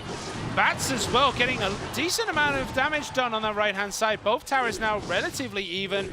2 Spear Goblins are going to get taken out by the Flying Machine here. And a Balloon, Musketeer, and Miner. Oh, and it locks onto the Miner, which means it's going to keep the Balloon pretty up there. Flying Machine, he's like, nope, that's not my job, and the Balloon gets a drop. The Flying Machine just completely ignored the Balloon. That was it. That was in range. That looked as though it was in range. It looked like, but if you notice, Jack put the Balloon on all the way on the left side of the bridge, so like as it was coming diagonally towards that middle line, like it was iffy, but the Flying Machine definitely abandoned his post. It's fired. All right, so Giant Skeleton played at the back for Jack, and we have the Magic Archer played at the back for TNT as the Hogs go in down that left-hand side. A Tesla is played. Okay, this is two interesting decks here. Jack especially bringing something I don't think I've seen much of before. The Magic Archer should have hit the tower. It was so close. Okay, here we go. Once again, the Baby Dragon locks on. Very healthy, and the Flying Machine once again abandons his post. The whole point of the Flying Machine being placed in the middle is to attack anything crossing from either side of the bridge. We're going to see Bats played. There's the Tornado. Flying Machine this time does connect, but it's not going to be able to take... Oh, it doesn't usually take it out on its own, but the tower joined in just to finish it off. Look at the damage getting done to both towers, top right and bottom left. The Flying Machine locks on, and the Baby Dragon locks and takes 2 shots onto the Royal Hogs, which means it's going to give a lot of time for that Flying Machine to lock on and hit that Princess Tower. And look at its HP now. 954 remaining. TNT slowly getting damage done here. Will he be able to continue it? There is the Dark Prince into the Miner with 1 Royal recruit, but that Dark Prince may continue his charge. Does it? Oh, almost got splash damage onto that tower. What does... There we go. Okay, the Flying Machine will take care of the Giant Skeleton first, and Hogs down on the right. Flying Machine in the middle to help take out that Tesla tower. Okay. Ooh, okay, so this time around, the Flying Machine is unable to lock. Well, now it's going to lock on, but it locked on a little bit late. Lovely, lovely Royal recruits to keep that Giant Skeleton at bay. Nice zap, but answered by that Giant Snowball. Oh, it's so close. The Balloon it drops. And look, there was 76 on the top right. Holy moly. Oh, my goodness. What are we watching right now? Jack Lee, like, TNT had it in the they both on his had, fingertips. Yeah, it slipped. And TNT just misjudged the amount of HP that Balloon had. Just ever so slightly. So that was... I don't know if you could get any closer than that. How could you get closer than that finish? I need to see a replay because I still have no idea how it got that close. I thought Jack had it. The funny thing is, well, we're gonna see the highlights, but I hope they show the last bit of it, because I know TNT used this Giant Snowball against the Balloon to slow it down, but if it hit the tower, it wouldn't, because it was 70-something HP. But I'm saying, like, if he used it and slowed down the Princess Tower HP, did he have a unit there hitting it but die? Flying Machine, look at the Flying Machine. Hero Goblin Gang there, because that Flying Machine was ready to put that last bullet down into the tower. Flying Machine, such a good underrated card, but unfortunately the Balloon does a considerable amount more damage when it hits the tower. Well, either way, whatever the reason, it was super close. Jack and TNT, both of them brought us a great game number 1, exciting game. We're going to move on straight to game number 2. No timeouts called by W5D2 Gaming, obviously, because they are at match point if Jack wins. All right, so we're going to get into this game number 2. Jack, who seemed to enter God mode there against TNT, who always seems to be in God mode. Who's gonna take it? Right, well, Judging by game one, yeah, I don't think we know. Yeah, we can't. It was too close. There's no way we know. But Ice Spirit, are we gonna see Expo from Jack? Hello? Ooh. Okay, Mega Minion played at the back for TNT. Probably just trying to cycle out to get to a card that he needs to start off the game with. And a Prince usually tells us, but no. A Knight and a Goblin Barrel here. Okay. There we go, Dark Prince. Spellbait it is. Jack is going to be playing Spellbait. What is TNT bringing today? There's the Princess. The Princess is going to get a decent amount of damage done from the back. Nice poison. Good predictive poison on the Goblin Gang. If he predicted it, he might have just wanted to take out the Princess. Yeah. But all the Goblins died. There is the barrel. It's going to go to the back. Beautiful log. That's also going to push the Knight. And no damage done again. All right. Well, this time around, I think TNT has an okay deck prepped for Jack because the Goblin Barrel is now going to be neutralized every single time with that log. Unless, you know, you juke it, you miss it. Yeah, but, you know, I'm giving the benefit of the doubt that TNT will not make that mistake. I mean, there are some juke spots that look exactly the same as that one that's coming in. Yeah, like during the middle, yeah. Yeah, so it is possible always to get juked. Boop. See, okay, this time doesn't play it. Does take get a couple stabs. Yeah, not bad. Jinx. All right, then I guess I can go home. I don't have to talk again now. All right, Prince coming down. There is a Royal Giant. Okay, how is Jack going to deal with it? Inferno Tower is a great answer. Great Inferno Tower. The Knight is not going to be able to do anything here. The Princess on the right side, on the other hand, is going to force TNT to put something down. Ooh, he's going to just put down the Inferno Tower just to keep that right side safe for the time being. Kind of overkill. Yeah. I don't think you need to answer a Princess with an Inferno Tower. There is a snowball to kind of open up space for the Miner, but the Miner was bloodthirsty in taking down those Goblins. Yeah, but for now, I think it's very close. Their win conditions both can be canceled, like the Goblin Barrel by the log, the Royal Giant by the Inferno Tower. So it's very, it's gonna rely not solely on chip damage from the spells, but like a lot from the spells. Yeah, well, TNT has a head start on the poison cycle. What does Jack have as his last card? It's going to have to be some kind of big spell to try to finish this off. One more stab. Wait! The Knight actually took the attention from the Princess Tower, so even if the Giant Snowball hit the Goblin Barrel, one of the Goblins got a stab in it. So, you know, those small advantages will give Jack a chance. Yeah, good catch by Jack on that Miner on the top left-hand side.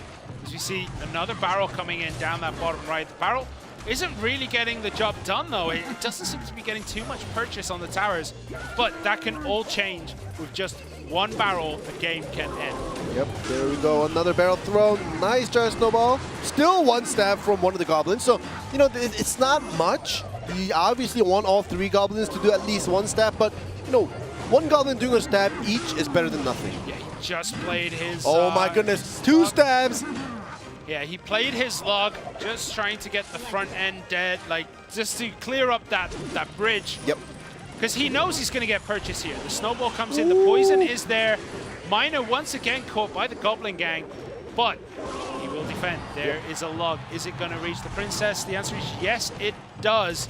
And the Mega Minion starts moving forwards. TNT is slowly finding his way into this with the chip damage. Nice. Miner, snowball. They're trading. Oh my goodness. Okay, I think TNT has it, yeah. Poison does it. TNT, man. Great use of all his spells the whole way through. He never kind of put himself in a bad position against the barrel or against the Princess or against like anything else. He measured it. He knew that he had to continually play spells onto that tower.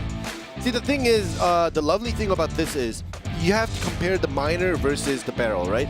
Barrel, if you keep the log, it's gone. It's useless. Not even going to get a single stab. However, the Miner, it's a little bit tankier, obviously weaker than 3 Goblins if they're allowed to stab multiple times, but it's not going to die in one shot. So the minor chip damage, eventually TNT being able to kind of place it here and there, knowing that Jack didn't bring a tornado, it was able to kind of go back and forth, plus the poison damage to get rid of the Goblin Gangs as well.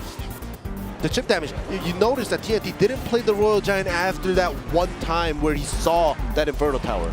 Yeah, just knowing that it'd be a dead card in the hand was beautiful, but you got to give it to Jack. Jack caught that miner so many times, but the issue was TNT's cycling of spells was just phenomenal. Yeah. He never really overplayed his hand. He played, it's like he played offensive spells in a defensive way.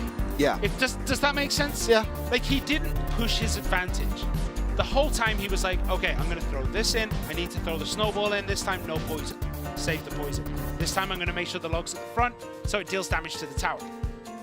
Just super smart 4D Clash Royale right there. Yeah, exactly. And, you know, like TNT and Jack, they're both going to like a dance school, and they're both, you know, it's their first day. However, TNT learned that dance move a little faster, so he was taking the lead one by one, and Jack basically was playing along with TNT's cycle, and Jack was following along, doing the same thing over and over, no huge changes. So every time the Goblin Barrel came in, TNT had his log every single time after you know, a couple of cycles going through, and TNT had Jack's cycle figured out.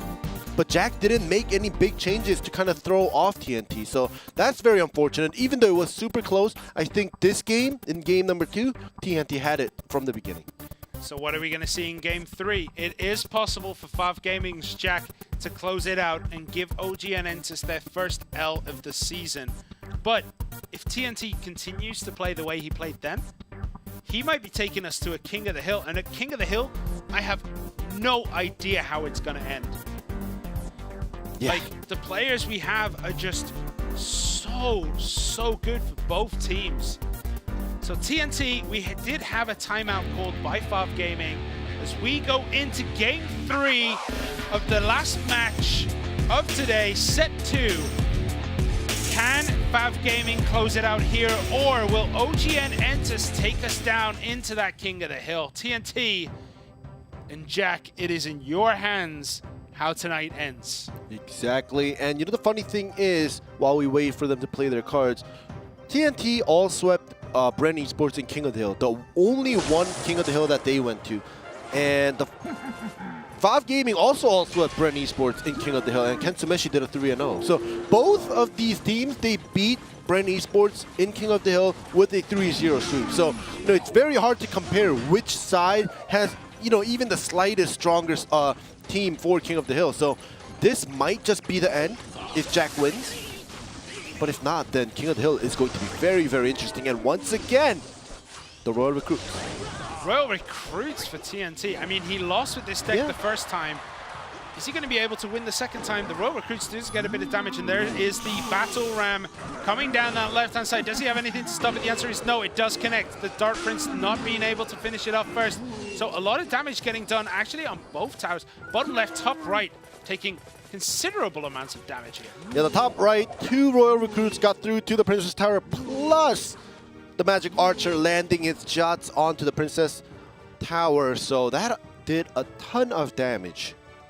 Yep, but TNT let that Royal Ghost do damage just so he could build up some more elixir. And there is the Flying Machine against the P.E.K.K.A. The P.E.K.K.A. can't, unfortunately, swipe upwards to take out the Flying Machine. So one hug goes towards where that P.E.K.K.A. is.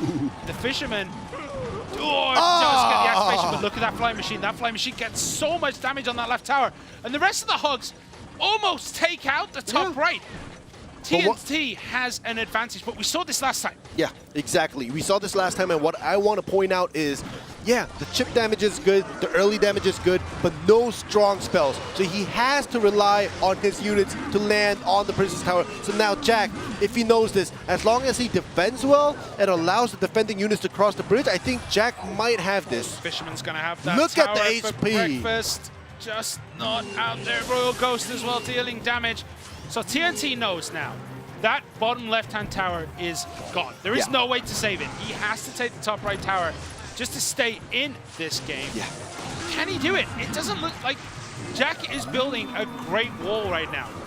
And it's not just the wall itself, it's the defense. Like, his defense. Everything about Jack's play right now is just unbelievable. Connects again with the battle ram. 606, 163. There's the poison for Jack to finish that left-hand tower. Hugs go down. The left side does look like they might be able to get it finished as well. But it's 5 seconds, though. All right, there we go. He's trying his best. The Magic Archer. Just not enough. Fav Gaming's Jack. Great play here. I mean, this guy, we know he's good. Oh, yeah. We know TNT is good. Yeah. Jack has proved to me right now he is the best player in Clash Royale League Asia. Altogether, Group A, Group B, I think Jack has proved himself that he is the best player. All right, you can believe what you want. You can believe what you want, but I'm gonna be honest. I won't fully support it. I will not fully support it because, like we're talking about, like for Group A, we still have Pedro. Group B, we do have Jack, who is a god of cycle decks. However, we also have Icelaw. He has been slipping a little bit, but I still think Icelaw is still up there as the 1v1 player. Maybe TNT has gone down a little bit, but you also can't take up Benzer from Group A either. So, yeah, Jack is one of the stronger players. You don't know what you're talking about. He is the best. Anyway, confirmation of today's results. Sandbox Gaming beat Bren Esports. OPGG Sports beat GameWith. And in that final clutch match, Fav Gaming take OGN Entus. Just unbelievable games. Honestly, that was some of the best Clash I've seen. And what that does is actually put Fav Gaming now at the top. That spot that's been occupied by OGN Entus for so long. For 5 weeks, it's been OGNs, and now they're dethroned. Yeah, Fav Gaming 4-1. OGN Entus 4-1. Sandbox Gaming 3-2. OPGG finally get that second win where they're 2-3, and then Bren Esports and GameWith. Wow. It's still unbelievable just seeing Group B standings. It's like, it's kind of... I mean, if you are watching from Australia, yeah, you could kind of see how the table is upside down, right? Like, you know, it's down under. But yeah, GameWith and Bren Esports propping up the table. That is not where I thought they would be at the beginning of this season. I mean, the beginning of this season, GameWith and Bren Esports, I'd have put them 1 and 2, especially in this group. But the next matchup tomorrow, we're going to have Talon and Ponos. Chaos Theory versus Kicks. Dragon X versus Detonation Gaming. Group A action.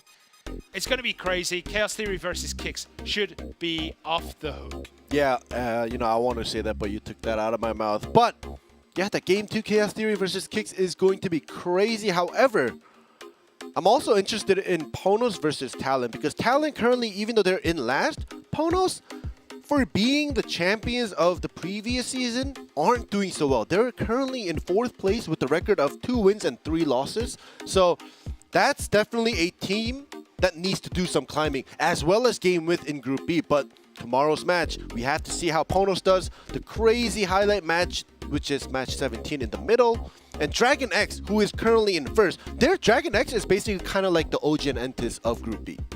They didn't do well last season. But this season, I don't even know what happened. Yeah, I mean... Right? Yeah, I mean... I know you don't know either. Yeah, I wish I had an answer. Yeah. Why these We teams both are don't suddenly know. playing out of their minds. Yeah. Like, especially OG and Entus, where have they been for the last 3 seasons of Clash Royale League Asia? Not in Asia. They've been bottom of the table nearly every time, and now they're sitting at the top. Fav Gaming, too, have always been mid-tier. Yeah. Now they're top. Exactly. And like last season, we saw a glimmer of hope with Jack doing that crazy 5-0 sweep also in one of the days. So after that, I think they've just constantly been improving. OGN, I think, is the most impressive because nothing has changed. No roster changes. They just practice, and now they're at the top of the tier. Dragon X, though, they did bring in a new player called Pedro, and he has been dominating for their team as well. All the other players are doing well as, but still, Pedro making a huge difference for him. Well, it's just, I can't wait for Group A action tomorrow. It's going to be nuts. Make sure you join in. Yeah. Make sure you watch tomorrow because the games are going to be insane, especially Talon and Ponos. But that's it for us tonight, guys. Thank you so much for watching. We'll see you all next time. Thank you, guys.